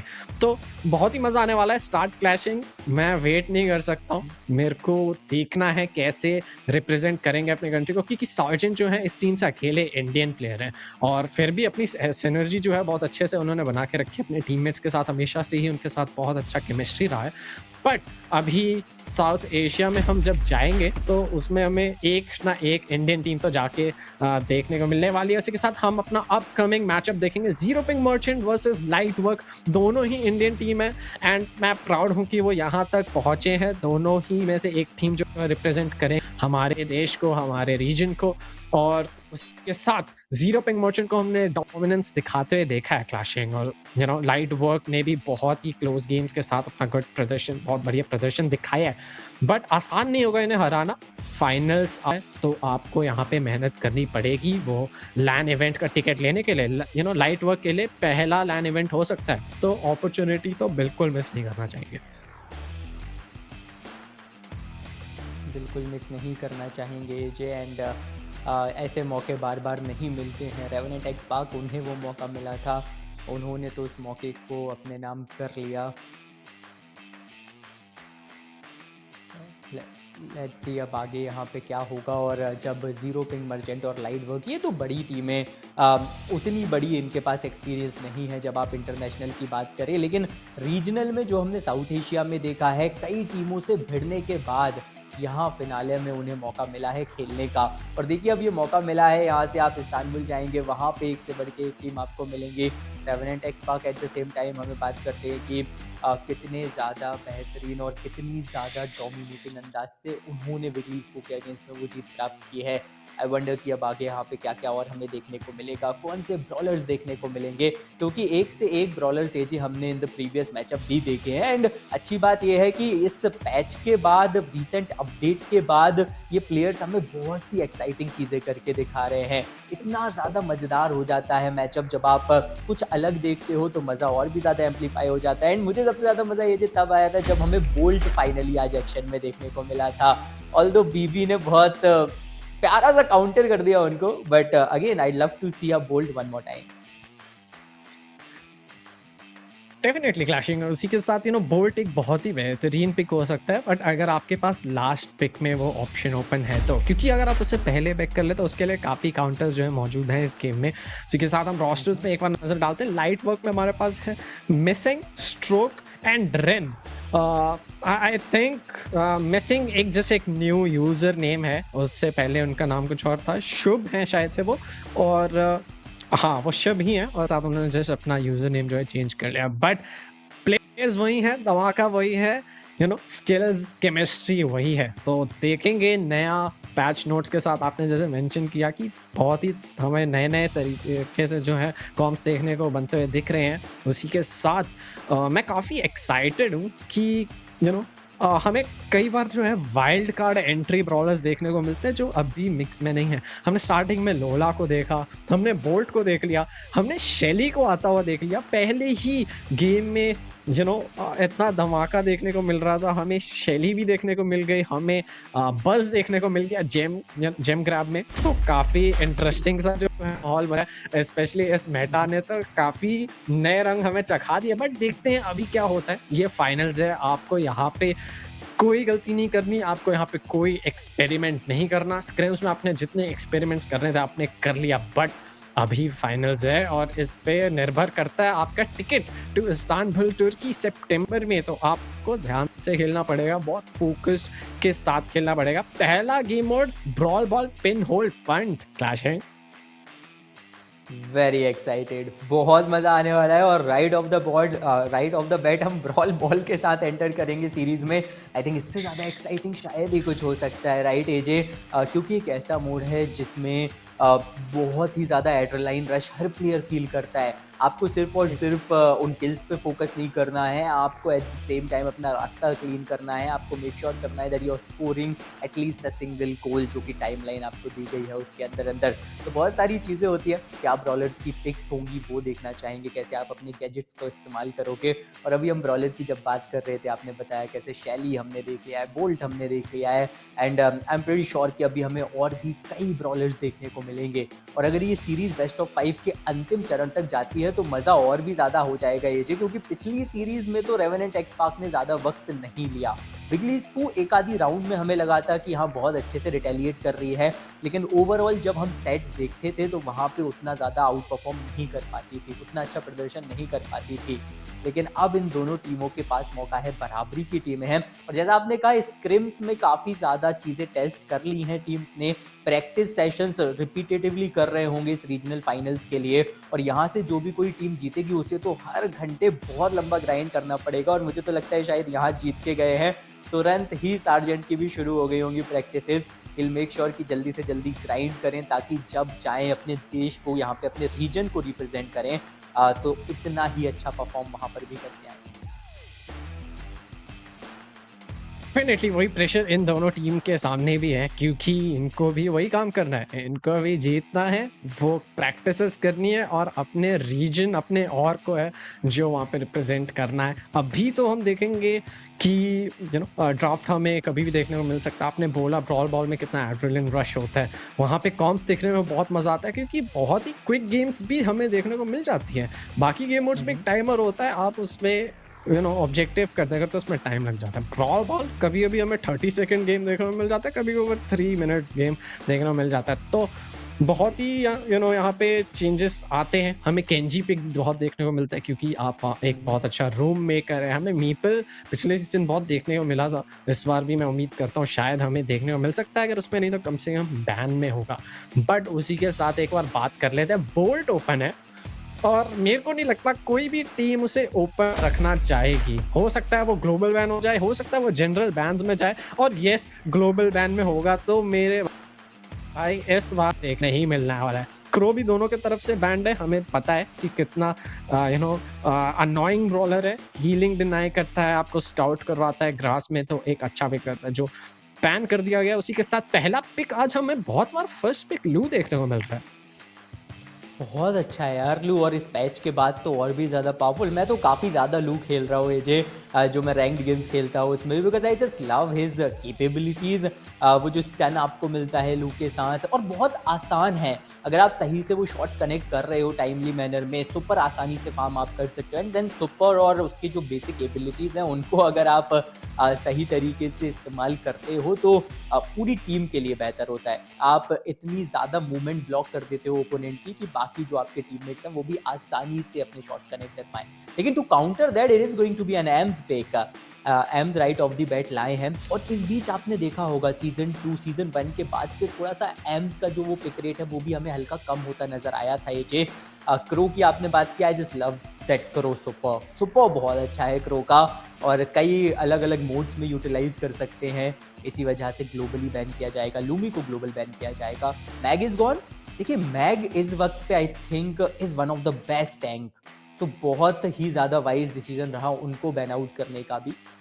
लेकिन वहीं मैक्स को भी पिक करेंगे क्लैश किंग। एकमात्र पिकअप बचा है जीरो पिंग मर्चेंट का, उससे पहले लाइट वर्क। क्या होगा इनका काउंटर पैकेज? ऑप्शंस तो बहुत सारे हैं। केंजी अभी भी ओपन है, रूम मेकर ब्रॉलर है, और आई थिंक बहुत ही इजीली स्पेस बना सकता है इस कॉम के अगेंस्ट। बट जैसा आपने बोला, मैग एक बहुत ही बढ़िया टैंक ब्रॉलर है। इस मेटा में हमारे पास सर्ज और 8-बिट बैन देखने को मिल रहा है, और मेक सेंस बिकॉज उनके पास पहला पिक नहीं था, तो आप डेफिनेटली नहीं चाहते कि वो विरोधी टीम उसे ले ले। और देखिए मेरा बताया हुआ पिक ले लिया गया है, स्ट्रोक ने मेरी बात सुन ली और केंजी को पिक कर लिया गया है। एक बहुत ही अच्छा रूम मेकर। इसके साथ क्या हमें एक सपोर्ट ब्रॉलर देखने को मिल सकता है। कंट्रोल ब्रॉलर तो है ही, एग्रेशन और टैंकीनेस तो है ही स्ट्रोक के पास भी, उसी के साथ एक सपोर्ट ब्रॉलर मेरे ख्याल से उन्हें चाहिए रहेगा। पोको बैंड आउट है तो उसका तो सवाल ही नहीं उठता। बट एक और इंटरेस्टिंग ब्रॉलर यहाँ पे लिया गया है, रेन ने लिया है मो को, जो कि एक बहुत ही अच्छा स्कोरिंग अपॉर्चुनिटी प्रोवाइड कर सकता है टाइम टू टाइम। अगर आपके पास सुपर हो या हाइपर चार्ज हो तो बहुत अनएक्सपेक्टेड किल्स जो है वो दिलवा सकते हैं, बहुत ही फास्ट हो जाता है अपने हाइपर चार्ज से। बट उसी के साथ लास्ट पिक हमारे पास अभी भी रहेगा जीरो पिंग मर्चेंट के पास। बट लास्ट पिक के साथ आपके पास एक एडवांटेज तो ज़रूर रहता है कि आपको और एनिमी के सारे कॉम पता है, तो आप उसके अकॉर्डिंग जो है अपने ब्रॉलर्स देख सकते हो, अपने टीम के अकॉर्डिंग देख सकते हो। तो एक बहुत ही कैप्टन लाइक आप पे प्रेशर रहता है। तो उसी के साथ प्रशांत जाना चाहेंगे स्पाइक के साथ। एक बहुत ही अच्छा डैमेज डीलर है, मो आपके ऊपर एकदम से सुपर से चढ़ा है तो आप अच्छे से उसे डैमेज दे के ख़त्म कर सकते हैं, गैजेट एकदम से डाल सकते हैं। बहुत ही अच्छा ब्रॉलर है, केंजी के अगेंस्ट भी काफ़ी काम आएगा। उन्हें डॉज करना होगा बस मिसिंग के शॉट्स को, बट अगर मिस करेंगे अपने शॉट्स को तो उतना अच्छा नहीं होने वाला है लूपिक। पूरी टीम के लिए दिक्कतें हो जाएंगी। देखिए मिसिंग का शॉट्स कनेक्ट करना बहुत ज़रूरी है, इवन फॉर केंजी, क्योंकि केंजी रूम मेकर ज़रूर है लेकिन थोड़ा सा स्ट्रगल करते हैं डिस्टेंस कवर करने में, किसी ब्रॉलर को पकड़ने में, तो उसमें भी मिसिंग उनके बहुत काम आएंगे। अगर लू किसी को भी स्टैन करते हैं, किसी को फ्रीज करते हैं, तो उसका फ़ायदा उठा सकते हैं। स्ट्रोक अपने केंजी के साथ जाके बड़ा सा डैमेज डील कर सकते हैं। मुंह के ऊपर भी नज़र रखेंगे क्या वहाँ पे होने वाला है। At the same time Spike is there, और देखिए हिट के चांसेस बहुत बढ़ते हैं। Just look at him, already एकदम फ्रंट फुट पे चले गए हैं। क्लियर है इंटेंशन कि एटलीस्ट एक किल सिक्योर करना है। ओके यहाँ पे अगर वो किल आता है गोल का मौका जरूर हल्का सा बनाता, लेकिन ऑब्स्टिकल्स इतने ज्यादा है। फ्रीज, उसी फ्रीज की हमने बात भी की थी। और देखिए अपॉर्चुनिटीज तो बन रही हैं, लेकिन इन ऑब्स्टिकल्स की वजह से लाइट वर्क जब तक वो सोच पा रहे हैं इनिशिएट करने का, उससे पहले रिस्पॉन्ड हो जा रहे हैं जीरो पिंग मर्चेंट के ब्रॉलर। जी हाँ, लाइट वर्क जो है बहुत ही अच्छा प्रेशर क्रिएट कर रही है, आगे आने ही नहीं दे रही। जब से गेम शुरू हुआ है ब्लू टीम को अपने स्पॉन में ट्रैप करके रखा हुआ है। एक बहुत अच्छा मौका हो सकता है क्योंकि तीनों टीम अलाइव है, रेड टीम्स, और रेन को एक अपॉर्चुनिटी मिलेगी अपने सुपर के बाद स्कोर करने का, जो कि एक अर्ली गोल प्रोवाइड करेगा। और आप पे बहुत ही अच्छा प्रेशर है, आप बहुत अच्छा कंट्रोल जो है कर रहे हैं। बट हाइपर चार्ज प्लेस करेंगे, ऐश अपना पूरे टीम को स्पीड प्रोवाइड करेंगे और हाइपर चार्ज से शॉट्स कनेक्ट करने की कोशिश करेंगे। रॉ डॉज कर रहे हैं, मिसिंग अपने शॉट्स को मिस कर रहे हैं, जो कि उनके लिए सही नहीं रहेगा। बट ट्रेन अपने सुपर से आएंगे, शायद से रॉ पे एक किल सिक्योर करेंगे, बट नहीं, रॉ ने डिनाई किया, अपने गैजेट से धक्का दिया है। ऐश के पास 2 डैशेस यूज करेंगे, अलाइव रहेंगे, थोड़े से लो एचपी में, हाँ पीछे आएंगे। बहुत ही अच्छे से इन्होंने जो है कैरी आउट किया, बट रेड टीम ने फॉर्मली बहुत अच्छे से वापस जो है कंट्रोल अपने नाम किया है। सेंटर उनके पास पूरा है, रॉ पे डबल स्लाइस आएगा स्ट्रोक की तरफ से, हाइपर चार्ज के बाद एक गोल हो सकता है, वॉक इन कर सकते हैं easily and yes light work with the first game in first set, unexpected but बहुत ही लॉक्ड इन लग रहे हैं। लाइट स्पीड से खेलते नजर आए और जैसा आपने बोला बहुत ज़्यादा लॉकड इन थे, बिल्कुल मौका नहीं दे रहे थे, पूरे टाइम एकदम अटैकिंग पे हमें नजर आ रहे थे। और उस पहले गोल के कुछ पलों पहले तक तो हमने देखा था ज़रा भी मौका नहीं, जैसे ही आप रिस्पॉन होकर आएंगे तुरंत ही वापस भेज दिया जा रहा था ब्रॉलर्स को। एंड आई जस्ट लव कि लू कैसे बैकएंड पे रह के समय पे बार बार अपना सुपर फार्म कर ले रहे हैं। 4 से 5 बार उन्होंने सुपर अपना यूटिलाइज किया था और हर बार प्लेसमेंट इतना ज़्यादा अच्छा था जो पूरी की पूरी जीरो पिंग मर्चेंट के बॉलर्स की फुटिंग को बिगाड़ रहा था। अभी भी आप देखिए लू वो छोटे छोटे शॉट्स कनेक्ट कर ही रहे हैं, just trying to make sure कि सुपर आ जाए ताकि उसके बाद तो तीनों को मैं मोबिलाइज कर पाऊंगा। लेकिन इस बार ऐश के पास बहुत बढ़िया मौका, मिसिंग, रिएक्ट करने का भी समय नहीं मिला। बहुत अच्छा कमबैक, इससे सेट को इक्वलाइज कर सकते हैं उन्हें, बस 2 मिनट इसको होल्ड करके रखना है या एक और गोल 2 मिनट के अंदर अंदर कर देना है। बट उन्हें ये भी देखना पड़ेगा कि विरोधी टीम जो है गोल ना कर दे, क्योंकि रेन के पास सुपर है, एक अच्छा स्कोरिंग अपॉर्चुनिटी वहां पे अटेम्प्ट तो करेंगे बट नहीं, रॉ के पास स्पीड थी एश किंग की तरफ से और वो गोल पोस्ट के तरफ पहुंच जाएंगे जस्ट ऑन टाइम। स्ट्रोक किल निकालने की कोशिश कर रहे हैं बट वहां से पेंच होंगे अपने विरोधी टीम की तरफ से। एश वहां पे बॉल को लेके जाके सेंटर पे प्लेस कर देंगे, अच्छे से कंट्रोल जो है ब्लू टीम को वापस मिल चुका है। अभी स्ट्रोक को रूम बनाना पड़ेगा वरना रूम मेकर का क्या फायदा आएगा यहाँ पे, क्योंकि अगर आप स्पॉन ट्रैप हो गए तो बहुत दिक्कत आ सकती है। एश किंग लग तो रहा है कि हाइपर चार्ज से बहुत ही ज्यादा क्रेजी प्ले करने वाले और रॉ ने भी हाइपर चार्ज करने के बाद सेट को कर दिया इक्वलाइज। गोल करने के बाद once again a win goes to zero ping merchant और दिखा रहे हैं अपना डोमिनेंस वंस अगेन, बहुत ही अच्छे से यहाँ पे खेल रहे हैं। क्या ये ऐसा मेंटेन करके रख सकते हैं? अगर करेंगे तो गेम सेट पॉइंट अभी हमें कोई भी टीम देखने को मिल सकती है सेट जीते हुए, बट बहुत मेहनत लगेगी इसके लिए। देखिए दूसरे राउंड में बहुत सारे शॉट्स मिस किए हैं मिसिंग ने, और ये चीज़ आपने भी पहले ही बोल दिया था ये कि अगर वो अपने शॉट्स मिस करेंगे तो पूरी टीम के लिए दिक्कतें होंगी। लेकिन चलिए इस बार तो सुपर का इस्तेमाल किया है, अब तक एक भी ब्रॉलर को पूरी तरह से फ्रीज नहीं कर पाए हैं, वही थोड़ा स्ट्रगल करते हैं वो भी ज़्यादा डैमेज डील करने में। केंजी वापस आए हैं, रॉ को टेक डाउन करना चाहते हैं लेकिन अपने गैजेट का इस्तेमाल करके पीछे धकेला और सिक्योर किया वो kill. Is it going to be a goal? Yes, बहुत आसानी से। कितना अच्छा रूम बना रही है पिछले 2 राउंड से जीरो पिंग मर्चेंट, देख के काफी अच्छा लग रहा है ये। डेफिनेटली, और मेरे ख्याल से लू जो है स्ट्रगल भी कर रहा है शॉर्ट हिट्स करने में, इसीलिए भी क्योंकि जो स्पीड ऐश किंग की तरफ से बहुत ही ज़्यादा डॉजेस करवाने में हेल्प कर रही है टीम को। बट स्ट्रोक यहाँ पे किल्स निकालते हुए क्या एक मौका हो सकता है? यहाँ पे गोल मिलेगा रेन को और इक्वलाइज कर देंगे पहले ही सेट के। इक्वलाइज सेट है और गेम भी जो लास्ट वाला है वो भी इक्वलाइज हो चुका है स्कोर के टर्म्स में। हाइपर चार्ज फेंका गया है तो शांत की तरफ से दूसरा हाइपर चार्ज भी फेंकेंगे, रॉ भी फेंकेंगे और पूरी ही ब्लू टीम जो है हाइपर चार्ज है और उसी के साथ रूम शायद से मिल जाएगा। एक वॉक इन मिल सकता था, मिसिंग के पास हाइपर चार्ज था, अगर वो थ्रो कर देते 1 मिली सेकेंड पहले तो तीनों को स्टन किया जा सकता था, वहां बॉल रोकी जा सकती थी। बट कॉन्फिडेंटली विन उठाएंगे जीरो पिंग मर्चेंट और खुश भी दिख रहे हैं प्रशांत। वो जानते हैं कि गेम में बहुत कॉन्फिडेंस है बट काफी क्लोज गेम था, उन्हें इतना ज्यादा रिलैक्स नहीं होना चाहिए, उन्हें लॉक इन हो जाना चाहिए कि जो लाइट वर्क है बहुत ही अच्छा वर्क कर रही है। बट मिसिंग की तरफ से जो मिस थे, स्पीड थी ऐश किंग की तरफ से, स्पीड थी तो डॉजिंग आसान हो गया ब्लू टीम के लिए, बच गए इस वजह से। और जो स्पाइक का गैजेट है वो भी ब्लॉक करके दे रहा था बार बार, तो अच्छा मेरे ख्याल से एग्जीक्यूशन यहाँ पे किया गया। गैजेट का बहुत अच्छे से इस्तेमाल किया, स्पेशली स्पाइक ने कई बार उन्होंने यूटिलाइज किया है और हर बार मिसिंग के शॉट्स को भी ब्लॉक करने में काम आ रहे थे। केंजी को क्लोज इन नहीं करने दे रहे थे कई बार अपनी एम्स के, अब तो वो चीज़ बहुत अच्छे से वर्कआउट करती नजर आई इनके फेवर में। हालांकि आप देखिए वो पहले राउंड को पूरी तरह से डोमिनेट किया था लेकिन सेकेंड राउंड से मिसिंग कनेक्शन उन्हें मिलने ही नहीं दिया जा रहा था, कोई फ्रीज हो नहीं रहा था। सिर्फ और सिर्फ एक मौका था वो पहले राउंड के बाद जब कोई फ्रीज हुआ, they ended up getting a goal there. लेकिन वो जो हाइपर चार्जेस की बौछार की थी, आप देखिए 3 के 3 ब्रॉलर्स ने अपने हाइपर चार्जेस वहां पे अनलीश कर दिए थे एंड कोई मौका बचा ही नहीं था, ऐसा लग रहा था दूसरी टीम के पास।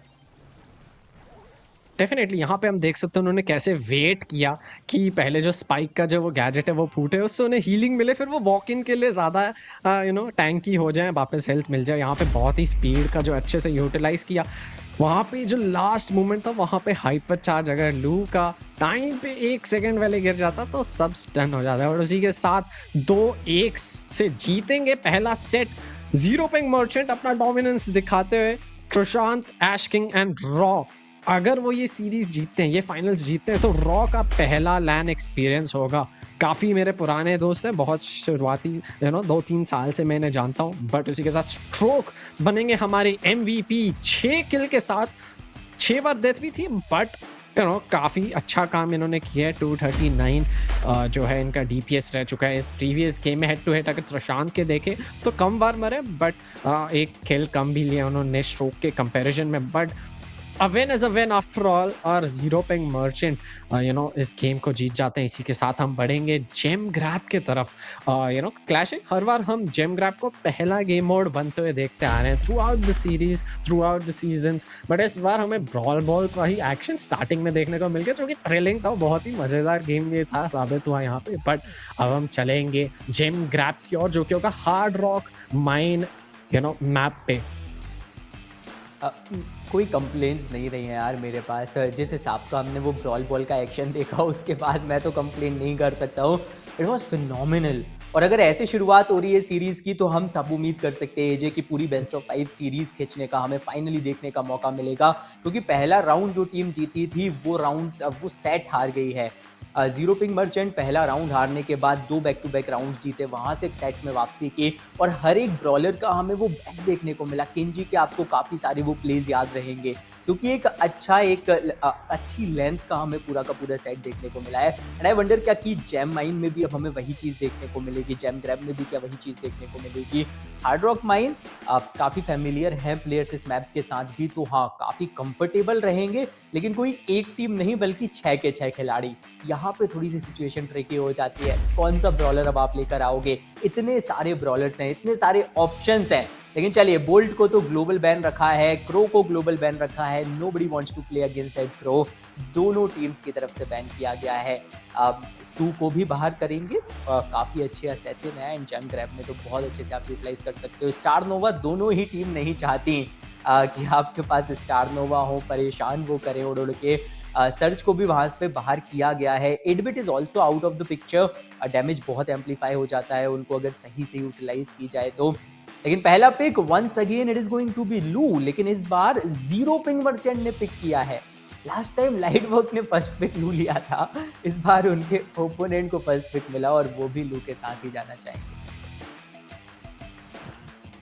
जी देखिए, इस समय ये पता चल रहा है कि लू बहुत ही बेहतरीन बॉलर है। जो यहाँ पे कैजुअल प्लेयर्स हैं हमारे साथ, हमारे दर्शकों में, वो ये चीज़ जान ले कि अगर आप रैंक खेल रहे हैं तो लू को तो अपग्रेड कर ही लीजिए, क्योंकि ये अगर अच्छे बॉलर्स अगर बैन हो जा रहे हैं, और जनरली बैन हो भी जाते हैं अगर आप रैंक भी खेल रहे हैं, तो आप ये जान लीजिए लू एक अच्छा विकल्प हो सकता है, बट आपको खेलना आना चाहिए।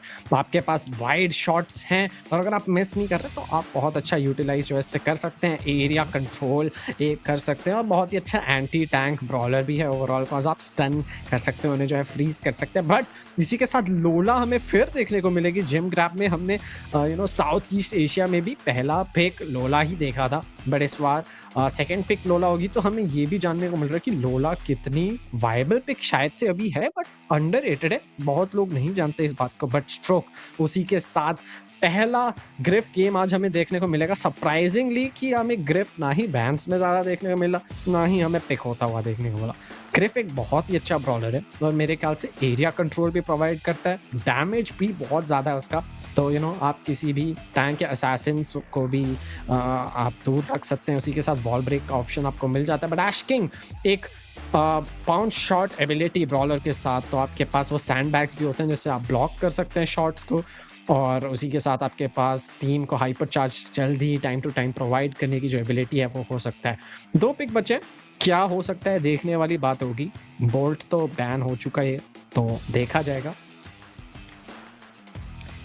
लेट्स सी, स्टार नोवा भी पिक्चर से बाहर ही है। देखते हैं क्या पिक हमारे पास मैग ओपन है, या मैग ओपन है। नो मुझे लगा था एक बार को शायद मैक लेके आ सकते हैं। बट मैक को अभी भी चूज किया जा सकता है। क्लैशिंग लास्ट पिक हमारे पास है। स्टन हो भी जाते हैं तो इतनी एचपी होती है, और मैक फॉर्म से अलग होने के बाद भी मैक का एक छोटा फॉर्म रहता है, तो मेरे ख्याल से एक अच्छा पिक हो सकता है। बट रॉ काफ़ी ज़्यादा सुपर फार्म कर सकते हैं उससे। रॉ इजीली उन पे शॉर्ट हिट कर सकते हैं। मैक काफ़ी स्लो ब्रॉलर है, वाइड ब्रॉलर है, तो उन पे शॉर्ट हिट करना आसान भी रहेगा। बट ऐश किंग भी अगर अपने सैंडबैग्स ला दें तो काफ़ी दिक्कत फेस कर सकते हैं। सोच समझ के यहाँ जो पिक है लेना पड़ेगा। 4 सेकेंड अभी भी बाकी हैं, देखा जाएगा। मैं काफ़ी एक्साइटेड, और इसी के साथ रेन जाएंगे ग्लोई के साथ। वाह, हमें ज़्यादा ग्लोई जेम ग्रैब में नहीं देखने को मिलती, बट अभी मैं काफ़ी एक्साइटेड हूँ क्योंकि काफ़ी निर्भर करता है इनका कॉम्प अगर इन्हें सीरीज में रहना है। बिकॉज मैंने पहले भी मेंशन किया यहाँ पे एक्सपेरिमेंट्स नहीं चलेंगे, and I don't think so experiment है, कुछ सोच समझ के ही लिया होगा। अच्छा ब्रॉलर है ग्लोई, देखिए बहुत अच्छा सपोर्ट आपको मिलेगा, लेकिन जैसा आपने कहा ओवरऑल कॉम्प आप कैसे यूटिलाइज करोगे, और कहीं आप एक्सपेरिमेंट तो नहीं कर रहे हो, क्योंकि ये वो स्टेज नहीं है। But I am pretty sure कि ज़रूर स्क्रिम्स में या फिर अपने प्रैक्टिस मैचेस में कहीं ना कहीं उन्होंने इस कॉम्प को काफ़ी अच्छे से इस्तेमाल किया होगा। एंड आपने देखा ये जो बहुत समय लेके पिक किया है, लगभग जितना समय था पूरा समय लिया, सोचा होगा, विचारी की होगी, शायद से उन्होंने कुछ गियर्स भी चेंज किए होंगे, ब्रॉलर के ऊपर गैजेट भी सिलेक्ट किया होगा। तो मैं देखना चाहूँगा कि अपेरेंटली जो एंड रिजल्ट है वो क्या होगा लाइट वर्क के लिए। ग्रिफ मुझे बहुत ज़्यादा पसंद है, अगर आप सही गियर और गैजेट यूज़ कर रहे हो, it's a very viable brawler. And जैसा आपने कहा वॉल ब्रेक के भी काम आ जाते हैं उसके गैजेट। ऐश को आप देखिए, ग्लोई वहीं इंस्टेंटली हीलिंग प्रोवाइड कर रहे हैं, जानते हैं ग्रिफ को गेम में रखना बहुत ज़रूरी है। एंड अगर आप देखें तो मैप का जो मेजोरिटी है वो लाइट वर्क ने बहुत अच्छे से कंट्रोल करके रखा है, जिससे जेम माइन उनके कंट्रोल के ही अंदर है।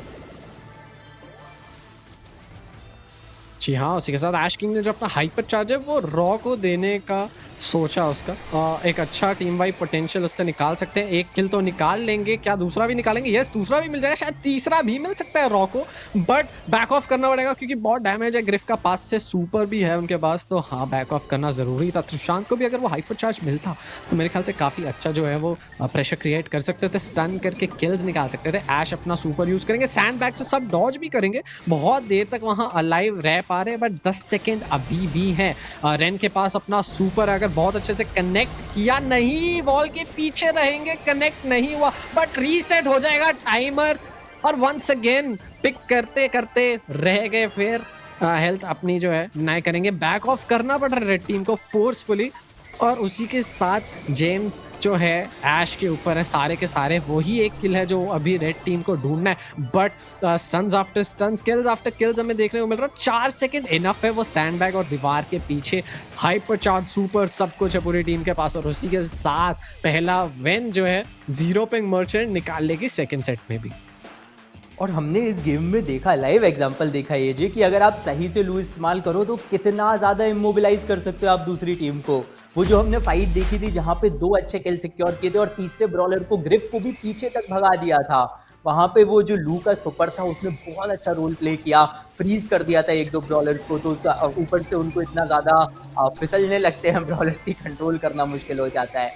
लेकिन एक बार और रॉ सीधा वहां पे अटैकिंग पे जाते नजर आए। स्ट्रोक इज बेयरली सर्वाइविंग, लेकिन वो सुपर की टाइमिंग बहुत अच्छी रही, ऐसा लगा नहीं था वो बच पाएंगे, लेकिन वहां से बचे ही नहीं बल्कि 2 जेम्स जो हैं उन्हें भी छीना है दूसरी टीम से। ऐश की तरफ से सैंडबैग्स का इस्तेमाल किया जाएगा। Raw on the other hand HP कम है, थोड़ा वेट करेंगे हील होने का। ट्रेड के साथ वहाँ जाना पसंद करेंगे। प्रशांत के पास 2 जेम्स है, उसी डेथ के साथ रॉ ने जो है 2 जेम्स विरोधी टीम में भी डिलीवर कर दिया। ऐश किंग के पास अपना हाइपर चार्ज, और रॉ को फिर से हाइपर चार्ज दिलवा देंगे, जो कि बहुत ही वैल्यूएबल साबित हो सकता है टीम के लिए।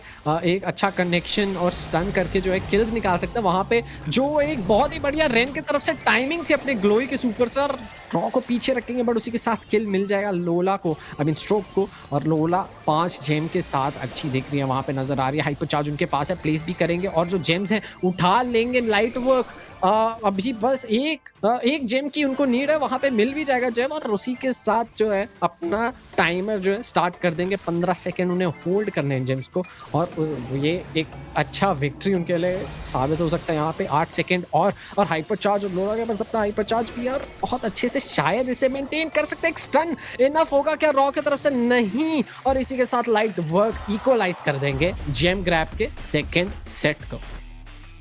बहुत अच्छा खेल है। ग्रिफ 2 से 3 बार ऐसा हुआ है ना के बराबर एचपी पे बच के निकले हैं।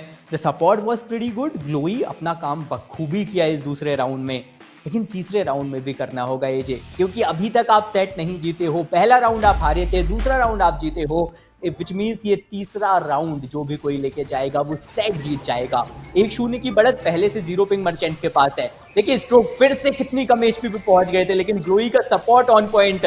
स्ट्रोक इस बार जरूर उन्हें फ्रीज किया गया है। सुपर ऑन पॉइंट था त्रिशांत का, and Trishant is the gem carrier right now. Raw के पास एक जेम जरूर मौजूद है। शॉट्स बहुत अच्छे से कनेक्ट किया है त्रिशांत ने। एक श्योर करना चाहते हैं जल्दी से एक आधी ब्रॉलर को और फ्रीज कर पाए। मिसिंग थोड़ा सा पीछे रहकर ही खेलना चाहेंगे। सैंडबैग्स के साथ आप देखिए कैसे त्रिशांत को एक अच्छा कवर प्रोवाइड किया गया है ताकि कोई भी उन पे इजीली शॉट्स कनेक्ट ना कर पाए। 0 पिंग मर्चेंट, इस गेम में अच्छा कंट्रोल है उनके पास।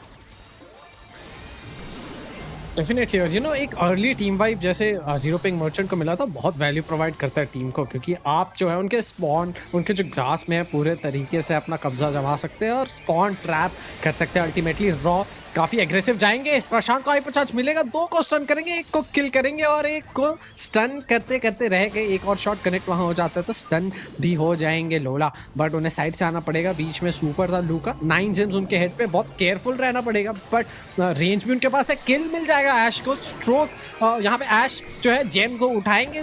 रॉ बहुत एग्रेसिव जा रहे हैं, 1 किल ले लेंगे, बट दूसरा किल भी रहते वहां पे रह गए। उसके बाद भी जो है स्पॉन में भेज देंगे ग्लोई को। उसके साथ stun after stun once again उनके पास हाइपर चार्ज है, बट बहुत ही अच्छे से उन्होंने अपना यूज किया, और इसी के साथ सेकंड सेट भी जीतेंगे। 0 पिंग मर्चेंट 1 सेट दूर है इस्तांबुल तुर्की के टिकट्स पे हाथ डालने के लिए, और कॉन्फिडेंट वहां पे जरूर होंगे, लग भी रहे हैं। और लॉकड इन तो दोनों टीम थी, बट बहुत ही अच्छे से एग्जीक्यूशन जो है 0 पिंग मर्चेंट ने कर दिया, और एक ही सेट क्लैशिंग इनको चाहिए अपनी जीत हासिल करने के लिए।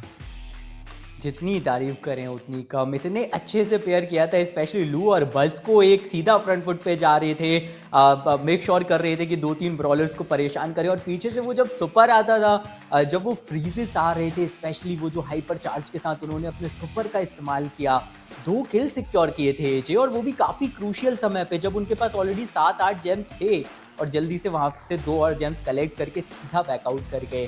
सैंडबैग्स के साथ अच्छी बात यह है कि प्राइमरी गोल यही रखा गया कि जो उनके जेम कैरियर थे विच वॉज लू इन दिस थर्ड राउंड, तो उनको अच्छे से कवर प्रोवाइड किया जाए। ये चीज़ हमने तब भी देखी जब वो जेम माइन के अराउंड थे, और तब भी देखी जब लास्ट में वो 10 जेम्स होल्ड कर रहे थे। देखिए हाईलाइट्स पे भी आप नजर डालिए कैसे बस एकदम फ्रंट फुट पे थे, और पीछे से त्रिशांत कुछ ऐसे फ्रीज कर करके उनको किल्स दिलाने में सहायता कर रहे थे। डेफिनेटली यहाँ देखिए कितने अच्छे से जो है रॉ ने बहुत अच्छा प्रेशर यहाँ पे डाला।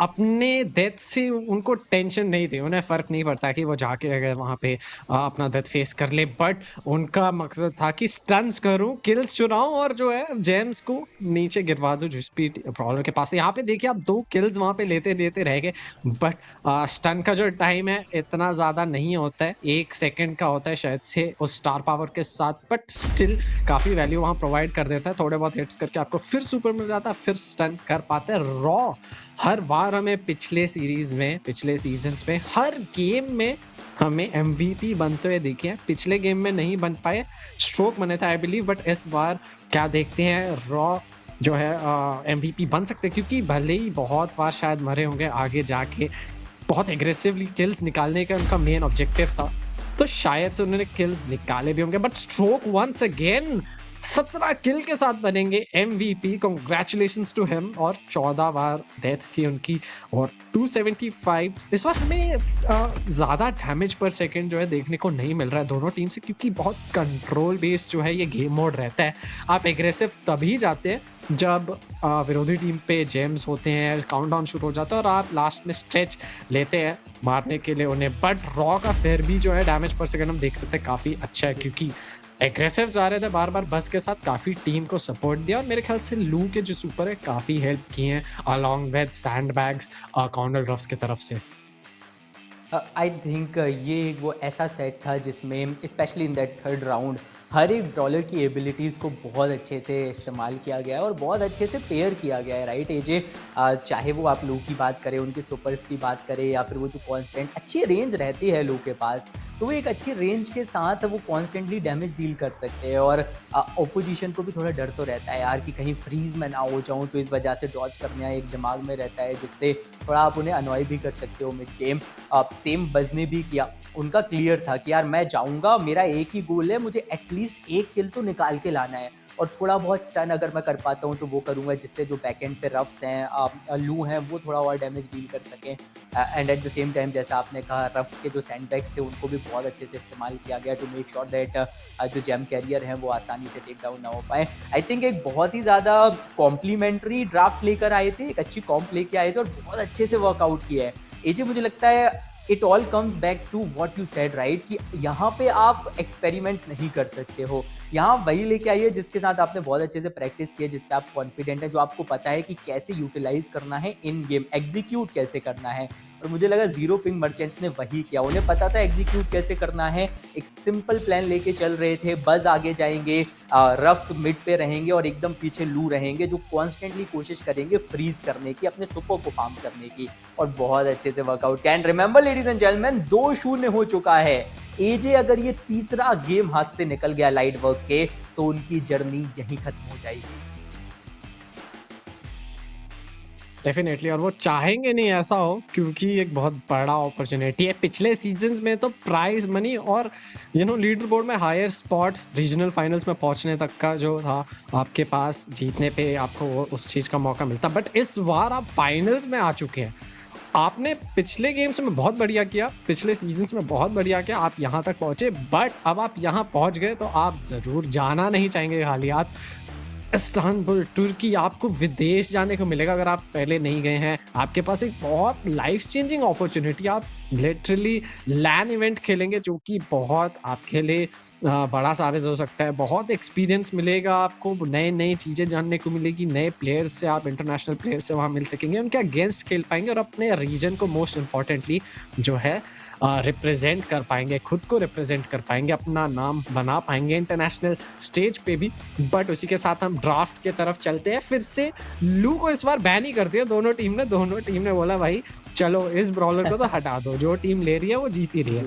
तो इसका तो अब सवाल ही नहीं पैदा होता कि हमें कंट्रोल देखने को मिलेगा लू की तरफ से। बट कंट्रोल ब्रॉलर फिर भी लिया है मिसिंग ने, जो कि है एम्स। काफ़ी एरिया कंट्रोल जो है प्रोवाइड कर देती है। उसी के साथ रॉ जो है अपने गेल पिक के साथ हमें देखने को मिलेंगे। बहुत ही अंडररेटेड ब्रॉलर है और अच्छा बफ मिला है। सुपर में जो है डैमेज बढ़ा दिया गया इस ब्रॉलर का, तो काफ़ी ज़्यादा जो है हमें इसके वापस देखने को मिल रहे हैं। ऐश किंग उसी के साथ एम्बर के साथ आएंगे और मेरे ख्याल से केंजी ओपन है, बट अगर रिंग ऑफ फायर मैप है तो शायद से केंजी हमें देखने को नहीं मिलेगा। मेरे को तो ऐश किंग का ब्रॉलर बहुत अच्छा लगता है इस मैप में स्पेसिफिकली। बट हम एक बात ध्यान में रख ले, मैग अभी भी ओपन है। देखिए मैग काफ़ी अच्छी साबित होती हैं। एंड हमें पता है सबसे पहले तो एक एक्स्ट्रा लाइफ परमानेंटली लेके चल रही हैं, right. You get so much of HP, और उसके बाद भी अगर गलती से आप टेक डाउन हो जाते हैं तो वहाँ से आपका छोटा फॉर्म आ जाएगा। और जब आप अपने बड़े फॉर्म में रहते हो तो उनके पास हीलिंग्स भी मौजूद रहती हैं। सही गैजेट आप इस्तेमाल कीजिए तो कहीं ना कहीं शायद एक होती नज़र आए। ऐश किंग एम्बर लेके आए हैं, वो कांस्टेंट फ्लेम्स इतना परेशान वहाँ पे वो करने वाली है ना, आप कॉन्स्टेंटली रुकेंगी नहीं तो वो थोड़ा सा दिक्कतें दे सकती हैं। But Damian pick, great pick I guess AJ, क्योंकि डीमियन यहाँ पे परेशान, उनका सुपर बहुत परेशान करेगा। HP भी है। अब सुपर अगर वो 1-2 बार अच्छे से उन्होंने यूटिलाइज़ कर लिया तो उसके बाद एक ऐसा मोमेंटम मिल जाता है, ऐसी साइकिल चालू हो जाती है कि दिक्कतें और ज़्यादा होती है उनको रोकने की। मैक्स ऑलरेडी आप लेकर आए हुए हैं, वह मैक्स हुआ, वह डेमियन एंड देन पीछे से एम्स तो आपके पास हैं ही हैं। तो वो AoE एम्स का बहुत ज़्यादा होता है। हाँ, थोड़ा-सा स्लो है तो उसका आप कैसे इस्तेमाल करोगे वो देखने लायक होगा। गेल मैं देखना चाहता हूँ, गेल उतना नहीं हमें देखने को मिलता है, but finally an Otis pick and it felt like AJ कि ऑटिस को सब अवॉइड सा कर रहे थे। फाइनली ऑटिस लेकर आएंगे Trishant. Wow, and the best counter for Damian Otis मेरे को, और इन जनरल वो है भी, मेरे को ही नहीं लगता वो है भी बेस्ट काउंटर टू डेमियन, क्योंकि अगर डेमियन आपके ठीक ऊपर कूद रहा है तो आप इंस्टेंट सुपर, अगर आपके पास सुपर है और आप उसे सही से सही टाइमिंग से उनके लैंड करते ही उनके ऊपर लगा दे तो डेमियन कुछ नहीं कर पाएगा आपके ऊपर कूदने के बाद भी। आप सीधा आप उनके टॉप पे रहेंगे तो आप बस ऑटो एम करें 2-3 शॉट और आपको आपका सुपर भी वापस मिल जाएगा और उसी के साथ किल भी आप निकाल लेंगे। तो इतना वैल्यूएबल नहीं रहेगा अगर आप ऑटिस पे कूदेंगे, आपको बहुत टाइमिंग्स के साथ कूदना पड़ेगा। पर अगर आप कूदते भी हैं तो थोड़ा सा आप ऐसे कूदिए कि जो रिंग होती है, जो एरिया बनाता है डेमियन, आप एकदम उनको किनारे पे फेंकिए ताकि वो जो वॉल से वापस बाउंस बैक हो क्या।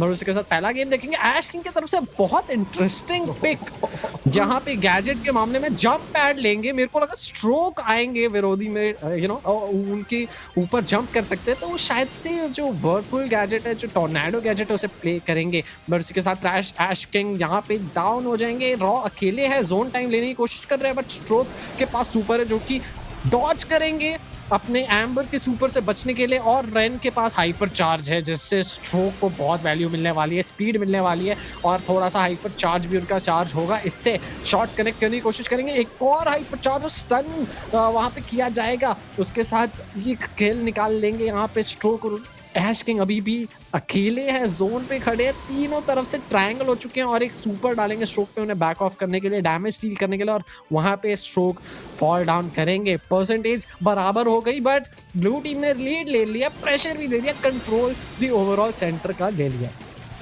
हाँ, रॉ भी सर्वाइव कर गए। मुझे लगा था 1-on-1 ट्रेड वहां पे मिलेगा, बट चलिए अब हाइपर चार्ज का इस्तेमाल करेंगे। डेमियन, उनकी ये दीवार बहुत परेशान करती है, लेकिन अच्छी बात यह है कि डेमियन को वहां पे टेक डाउन किया गया। अगर वो सरवाइव कर जाते दिक्कत देते। एम्स कॉन्स्टेंटली अपने उस एयू का इस्तेमाल करती हुई सुपर उतना ज्यादा यूटिलाइज नहीं कर पाई क्योंकि किसी ने क्लोज इन नहीं किया। एंड डेमियन आते साथ ही he is gonna go down and 0 ping merchants. देखिए इस बार उनके पास प्रॉपर कंट्रोल है, सुपर्स हैं, हाइपर चार्ज वहां पे अगर मौजूद होगा तो और भी ज्यादा अच्छा। डेमियन आए जरूर है सुपर लेके, लेकिन ऑटिस मौजूद है, पूरी तरह से काउंटर किया, उतना बड़ा इंपैक्ट क्रिएट ही नहीं करने दिया। ऑल्दो उनके पास हॉट जोन है इस मौके पर, लेकिन 0 पिंग मर्चेंट्स थोड़ा सा हील बैक होके काउंटर अटैक प्लान कर सकते हैं।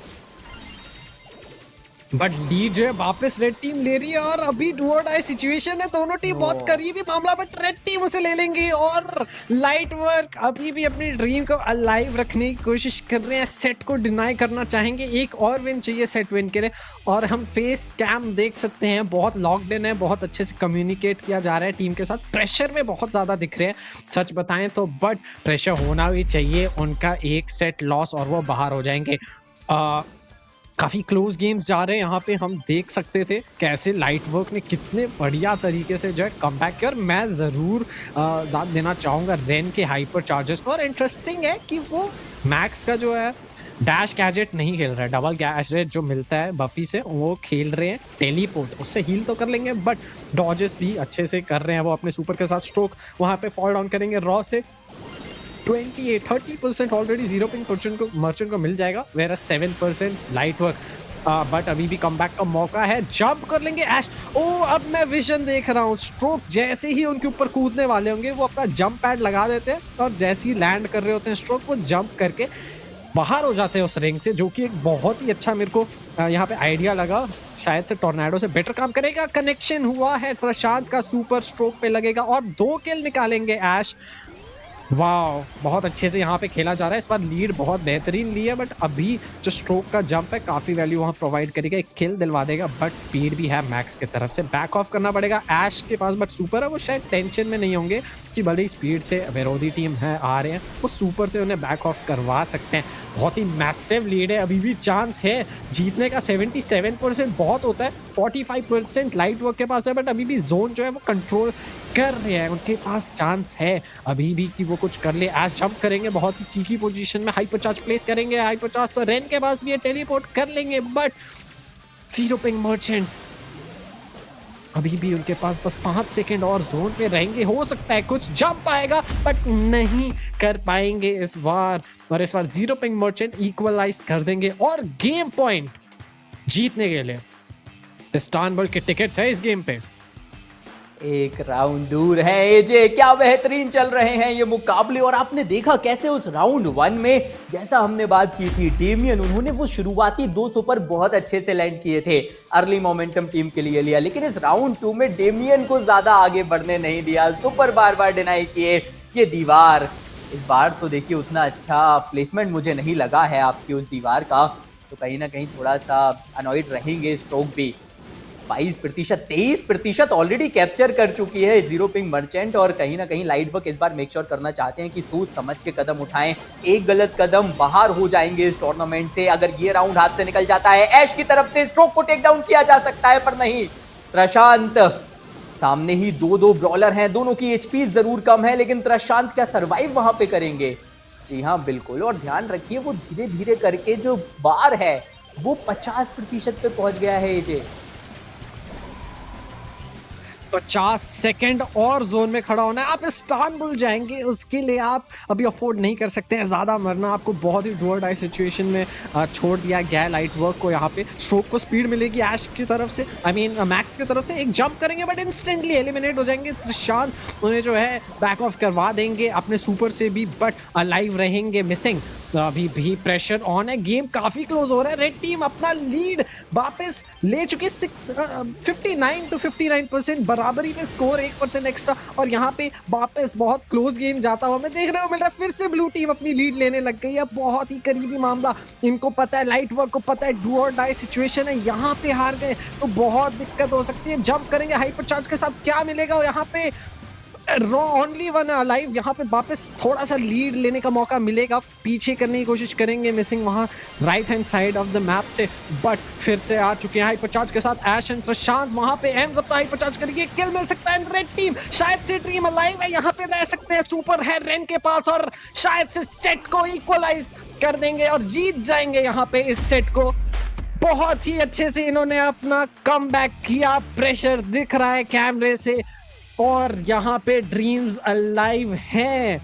एक रिवर्स स्वीप चाहिए इस्तांबुल जाने के लिए, हम इनके चेहरे से पता कर सकते हैं कि इन्होंने कितनी बड़ी जीत हासिल की है यहाँ पे। बहुत ही क्लोज गेम, एंड मानना पड़ेगा क्लैशिंग, ये गेम ये डेफिनेटली डिजर्व करते थे। बिल्कुल यार, क्योंकि एक पल को नहीं बल्कि 2 से 3 बार मुझे ऐसा लगा था कि शायद हाथ से निकल गया है। एजे आपने भी फील किया होगा, स्पेशली उस तीसरे राउंड में तो, लेकिन डेमियन का वो जो सुपर आया था अपने हाइपर चार्ज के साथ, एंड आई थिंक उसी वक्त पे एम्स ने भी अपने हाइपर चार्ज को अनलीश कर दिया था। That was the deciding moment. अगर वो चीज़ नहीं की होती और अच्छे से एग्जीक्यूट नहीं हो पाती, कितना, आई थिंक 10%, बस थोड़ी 10 सेकेंड और उनको खड़े रहना था और वो हाथ से निकल गया था हॉट जोन।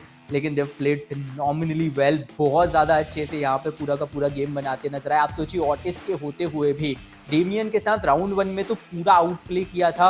राउंड 1 में डेमियन ने एकदम शुरू के 15-20-30 सेकंड के अंदर ही 2 बार अपने सुपर को सक्सेसफुली लैंड किया था, और वहाँ पे 2 से 3 किल्स भी निकाले थे। और देखिए अगर ऐसा ही अगर आप आगे के सेट्स में कर दें तो मज़ा आ सकता है, और यहाँ से एक कमबैक भी हो सकता है। हाइलाइट्स देखिए, इन्हीं सुपर्स की मैं बात कर रहा था। ये पहले राउंड के कुछ हाइलाइट्स हैं जहां पे डेमियन इतने ज्यादा अनोइंग हो गए थे कि जीरो पिंग मर्चेंट ने भी उन्हें भी ऐसा फील हुआ होगा कि शायद ये सेट हाथ से निकल जाएगा।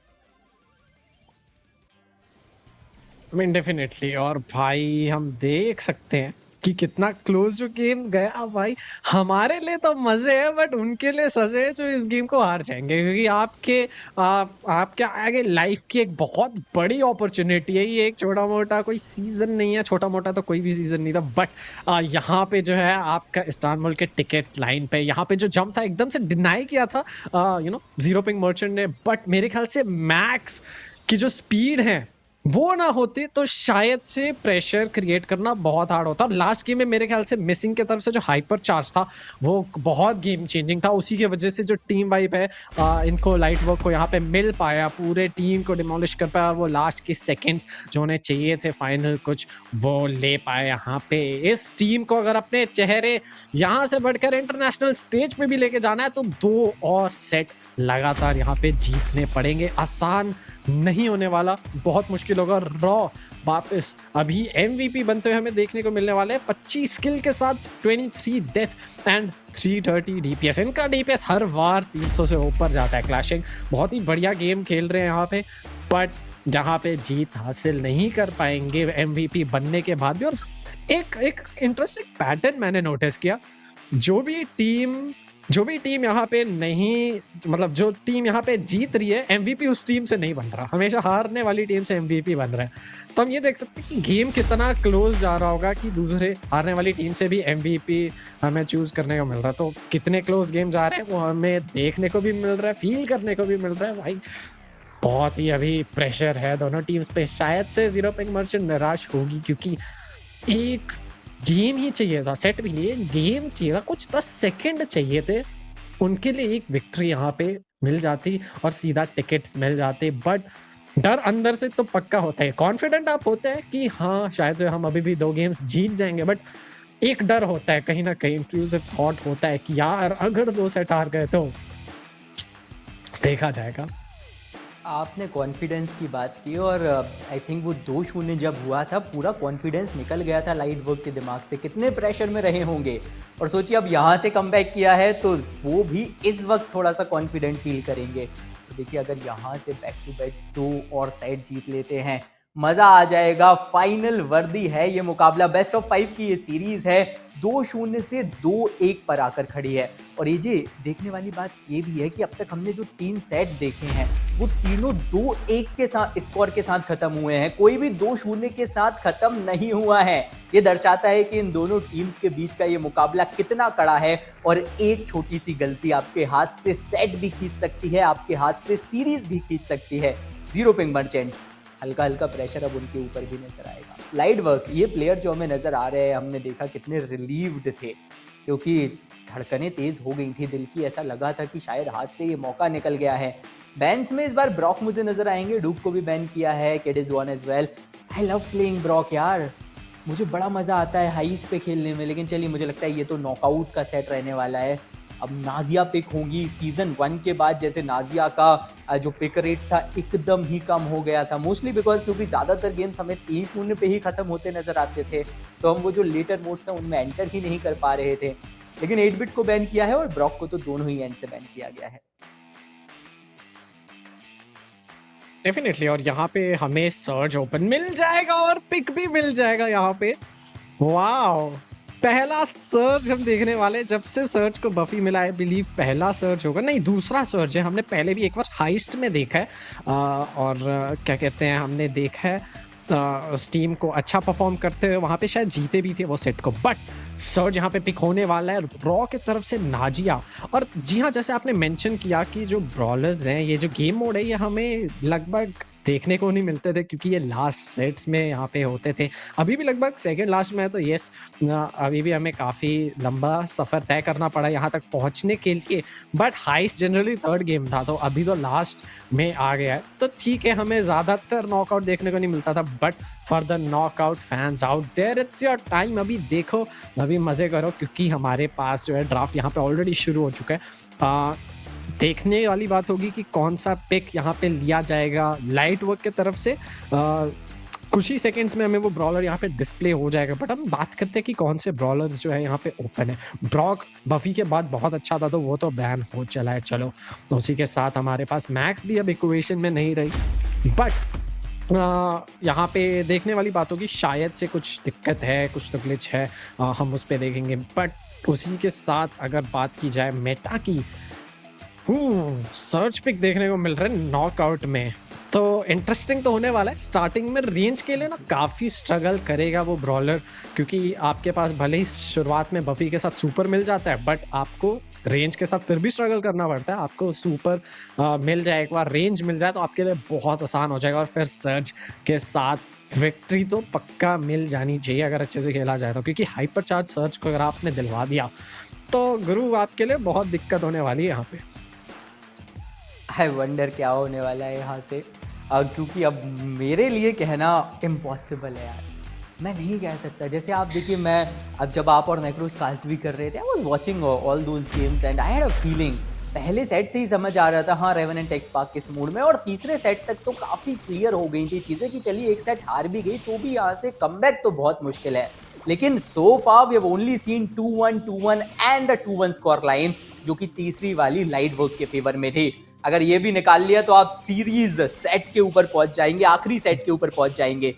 दोनों ही तरफ से एक सेफ डिस्टेंस मेंटेन की जा रही है। नाजिया, अंडर एस्टिमेट मत कीजिएगा, वो छोटे छोटे जो अटैक से परेशान करेंगे। स्टार नोवा सही वक्त पे यूटिलाइज कर लिया, निकल गई बच के। ऑल्दो एक पल को मुझे लगा था कि शायद ये पहला नॉकआउट हमें देखने को मिल सकता है इस राउंड का।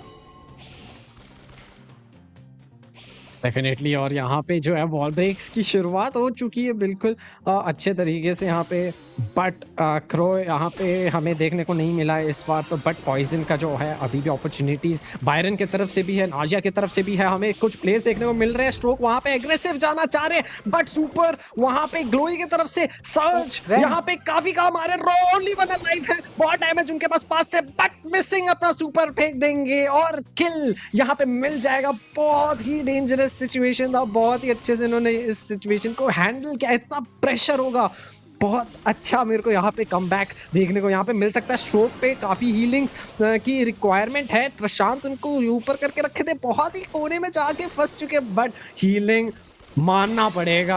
बायरन बहुत ही अच्छे से हील कर रहे हैं, रेन ने अपना गैजेट जस्ट टाइम पे किया, बट वही बात है ना, अभी भी रेंज के साथ जो है स्ट्रगल कर रहे हैं, डॉजिंग पे ही निर्भर है, बट कब तक डॉज करेंगे, उन्हें सुपर की नीड है। पास जाना पड़ेगा, बट पास जाएंगे तो प्रशांत अपना अटैक जोन पे कर देंगे, फिर उन्हें वापस पीछे जाना पड़ेगा। तो बहुत ही इंटरेस्टिंग सा गेम यहाँ पे हमें देखने को मिल रहा है। और इवन अगर स्टार नोवा एग्रेसिव जाना चाहे तो नहीं जा सकते गुरु, क्योंकि शांत के पास अपना सुपर है, वो उन्हें वापस पीछे भेज देंगे।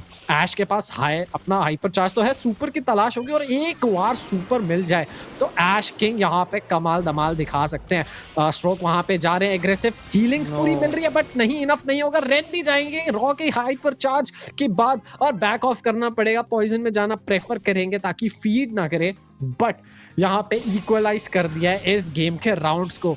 डू और डाई सिचुएशन जरूर होगा इस सेट को जीतने के लिए। ऐश को एक और शॉट शायद से चाहिए रहेगा मेरे ख्याल से अपना सुपर पाने के लिए। अगर वो मिल जाता है तो जरूर इनके लिए एक विन कंडीशन होने वाला है। वहां पे एक एलिमिनेशन मिलेगा, और यहाँ पे हाइपर चार्ज से भी एक एलिमिनेशन मिल जाएगा ऐश को, जैसे मैंने बोला। और इसी के साथ लाइट वर्क बहुत ही बढ़िया दिख रही है इसको जीतने के लिए, बहुत ही इनके पास आसानी यहाँ पे रहने वाली है। मिसिंग को सारे शॉट मिस करवाने पड़ेंगे ओपोनेंट्स के, और डॉज कर भी रहे हैं, बहुत बढ़िया डॉज करें। इनफैक्ट शायद से डबल किल निकाल लें तो काफी इनके लिए यहाँ पे आसान हो सकता है, बट नहीं, एलिमिनेशन होगा, पिंच हो जाएंगे।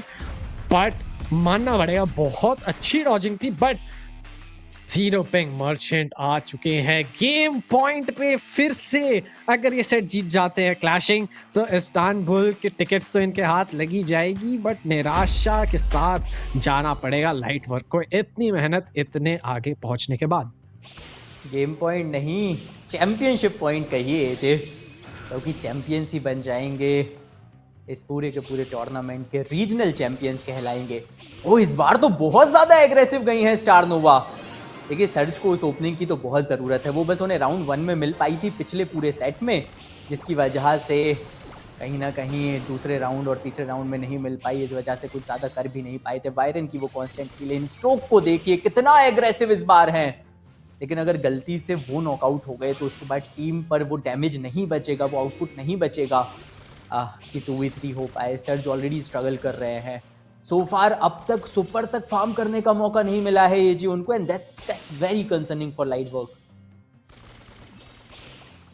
डेफिनेटली यहाँ पे रॉ कांस्टेंट हीलिंग उनको मिल रही है। स्ट्रोक अपने गैजेट के साथ आएंगे, प्रेशर बनाएंगे, बट नहीं, प्रशांत वापस भेजेंगे और गैजेट कहाँ मारे उन्हें डॉज करने में किल मिल सकता है। रेन को यहाँ पे गैजेट है, बट प्रशांत इजी लग रहा है और इसी के साथ पहला विन मिल जाएगा जीरो पिंग मर्चेंट को इस राउंड में। गेम पॉइंट है, मैच पॉइंट है, और उसी के साथ स्पेसिफिकली बोलूं तो राउंड पॉइंट है। एक राउंड बस जीतना है, 3 एलिमिनेशन मिल जाएगी तो विक्ट्री ने यहाँ मिल जाने वाली है। बट इसी के साथ बहुत लो है यहाँ पे, सही तो नहीं लग रहा है इनके लिए सिचुएशन, बट एश किंग को बैक ऑफ करना पड़ेगा और जस्ट ऑन टाइम हील कर लेंगे। बायरन के पास एक बहुत अच्छा सुपर हो सकता है, बट सब डॉज कर लेगा, और अगर ये कनेक्ट होता तो बहुत ही मुश्किल यहाँ पे लाइट वर्क को यहाँ मतलब जीरो पिंग मर्चेंट को फेस करनी पड़ती। हाइपर चार्ज करेंगे, प्रशांत भी सुपर करेंगे, यहाँ पे शायद से एक डू और डाई सिचुएशन रहेगा। प्रशांत बहुत लो है और ये एक लौता अकेला चांस है लाइट वर्क के पास कम बैक करने का। उनको सारे शॉट्स जो है डॉज करने पड़ेंगे, और अगर वो सक्षम होते हैं इसमें तो विक्ट्री हासिल कर सकते हैं। बट उनको 2 लगातार राउंड जीतने हैं इस सेट को जीतने के लिए। सेट भी नहीं, यहाँ पे इनको एक बस राउंड मिलेगा, विन मिलेगा। बट उसी के साथ स्ट्रोक अपना सुपर करेंगे, गैजेट करेंगे, हाइपर चार्ज आएगा प्रशांत से, एंड इसी के साथ zero ping merchant finishes of style, और इसी के साथ जीरो पिंग मर्चेंट जीतेंगे इस्तांबुल के टिकट्स। और एश किंग के चेहरे से हम बता सकते हैं कितना बड़ा विन है, खुश रहेंगे। रॉ का पहला लैन इवेंट होगा। सुशांत और एश किंग ऑलरेडी एक बार एक्सपीरियंस कर चुके हैं, 1 या 2 बार, बट काफी ज्यादा खुश है यहाँ पे एश किंग। बहुत ही अच्छे से खेला गया, निराशा जरूर होगी पूरी टीम को। लाइट वर्क को बहुत क्लोज आए थे, इस मोमेंट में सब डिसीजन पलटा जा सकता था, पूरा गेम पलटा जा सकता था, पूरा सिनेरियो पलटा जा सकता था। बट जीरो पिंग मर्चेंट ने डिजर्व किया इस विन को। बहुत क्लोज गेम थे, बट उन्होंने चीकी सिचुएशन से खुद को बाहर लाया और ये विन हासिल की है। और उसी के साथ अपना जो टिकट्स है जरूर इसके साथ जीतेंगे। One of the best glowy plays so far. मुझे बड़ा मजा आया यार, क्योंकि ग्लोई ने जो किया है इस गेम में, एजे आप देख रहे थे कितनी बार मैंने देखा है, 17 एचपी पे एक बार तो सरवाइव किए थे, और उसके बाद से वो जो कोल्ड को कांस्टेंट हीलिंग आ रही है, 1.1 सेकंड के लिए भी ऐसा नहीं था कि वो हीलिंग ना मिल रही हो, और इतनी बार वहां से सरवाइव किए हैं। Hyper charges on point, supers on point, everything was so on point. देखिए आप कितनी बार वहां पे मुझे ऐसा लगा कि शायद इस बार त्रिशान टेक डाउन हो जाएंगे, बस यही एक राउंड था, और कहीं ना कहीं वही गवाते भी नजर आए थे। वो मिसिंग निकाल कर लेके चले गए थे, लेकिन उसके बाद तो त्रिशान ने डिसाइड किया कि भाई I am not going down, कुछ भी हो जाए मैं तो जा ही नहीं रहा हूं, मैं यहीं खड़ा हुआ हूं, 10 एचपी पे, 5 एचपी पे, जितनी पे होगा सरवाइव करूंगा, बार बार करूंगा, कॉन्स्टेंटली अपने कोल्ड को हीलिंग दूंगा, but I am not going down. और कहीं ना कहीं वो एक बहुत बड़ा रोल उनका रहा है इस पूरे के पूरे सेट को जीतने में। Hyper charges on point, supers on point, और देखिए अंततः अपनी टीम को वो सीरीज ही नहीं बल्कि चैंपियनशिप जिता कर लेके गए हैं। Brawl stars Challengers south Asia की चैंपियन बन गई है ये टीम। जर्नी आसान नहीं थी, एक लंबा सफर इन्हें तय करना पड़ा था। एजे शुरुआत की थी, रजिस्टर किया था कई टीमों के साथ, क्वालिफाई किए, टॉप 16, टॉप 8, रीजनल्स में बार बार प्रदर्शन करते नजर आए, एंड इन दी एंड इस रीजनल चैंपियनशिप के विजेता भी बने हैं। और ये गेम भी आसान नहीं रहा। एमवीपी बनेंगे रॉ, 31 किल्स, 24 डेथ्स, और एक बार फिर 300 से ज्यादा एवरेज जीपीएस के साथ। हर बार की तरह, बट इसी के साथ स्ट्रोक हेड टू हेड हमें देखने को मिलेगा। बट बहुत ही क्लोज था उनकी ड्रीम्स, और हमें बिल्कुल जो है नए चेहरे देखने को मिलते इंटरनेशनल लेवल पे लैन इवेंट में। और अभी भी हमें रॉ एक नए चेहरे की तरह जहाँ पे जुड़ते हुए दिखेंगे, अपने कंट्री को रिप्रेजेंट करने वाले हैं एश किंग और प्रशांत के तरह वो करते भी आए हैं, बट इस बार रॉ भी जुड़े उनके साथ। शुभ बहुत अच्छा मौका था इनके पास, स्ट्रोक बहुत अच्छा मौका था, क्लोज गए, काफ़ी अच्छा खेले। सच बताऊंगा इतना क्लोज अगर गेम जा रहा था तो मैं एक सेट 5 तो एक्सपेक्ट कर ही रहा था, क्योंकि मेरे को लग रहा था कि ये गेम शायद से लाइट वर्क जीत सकती थी। लास्ट के जो मोमेंट्स हमें देखने को मिले, बायरन का जब सुपर अवेलेबल था और सब ओपोनेंट जो है स्टैक करके रखे थे, उन्होंने पक्का कम्युनिकेट किया था उस टाइम पे और बोला था कि सब स्प्रेड हो जाओ, क्योंकि बायरन का सुपर जो आने वाला है, क्योंकि हम स्टैक करके रखे हैं। बहुत अच्छे वहाँ क्लोज कॉल्स थे हमें देखने को मिला, और जैसा आपने मेंशन किया, one of the best glowy game play मेरे को देखने को मिला। मैं जब भी ग्लोई खेलता हूँ मेरे को फील ही नहीं होता कि मैं इस ब्रॉलर से कुछ कर सकता हूँ, बट जब मैं इन्हें देखता हूँ तो मुझे मन करता है कि भाई कास्टिंग जब खत्म होगी तो मैं ब्रॉल स्टार ओपन करके ग्लोई खेलूं, क्योंकि आई थिंक वाह, अगर ऐसा हम गेम प्ले देखने को मिल सकता है तो वाह। आई थिंक सपोर्ट सबसे ज़्यादा अंडर एस्टिमेट किया जाता है यार। सपोर्ट इज़ अ रोल जो हम कैजुअल प्लेयर्स रहते हैं नहीं जानते, बट अभी हमने देखा अगर वो उस लेवल का सपोर्ट नहीं मिला होता, आई थिंक कम से कम तीसरे राउंड तक तो जाता ये सेट। 2-0 तो नहीं हो पाता क्योंकि काफ़ी करीब आई थी टीम, बट यार इन दी एंड एक ही चैंपियन हो सकता है और वो चैंपियन हमें मिल चुका है इस brawl stars challenger south Asia के लिए। साउथ ईस्ट एशिया से रेवेनेंट एक्सपार्क जा रही है, साउथ एशिया के चैंपियंस आपको मिल चुके हैं जो कि इस रीजन को, इस देश को ग्लोबल स्टेज पे अब इसका नाम ऊंचा करेंगे। एंड आई जस्ट होप कि ऐसी ही प्रैक्टिस करें और जैसे जैसे कॉम्स हमें दिखाए हैं इससे भी कई बेहतर कॉम्स हमें तब देखने को मिले जब ये ग्लोबल स्टेज पे खेलते नजर आएंगे। हमारे साथ जुड़ने के लिए आप सबका धन्यवाद, बहुत बहुत कॉन्ग्रेचुलेट मैं करना चाहूंगा हमारी दोनों टीम्स को, रेवेनेंट एक्सपार्क और जीरो पिंग मर्चेंट्स को। लेकिन एजे आई थिंक अब समय आ चुका है कि हम लें आपसे विदा। थैंक यू सो मच दोस्तों हमारे साथ जुड़ने।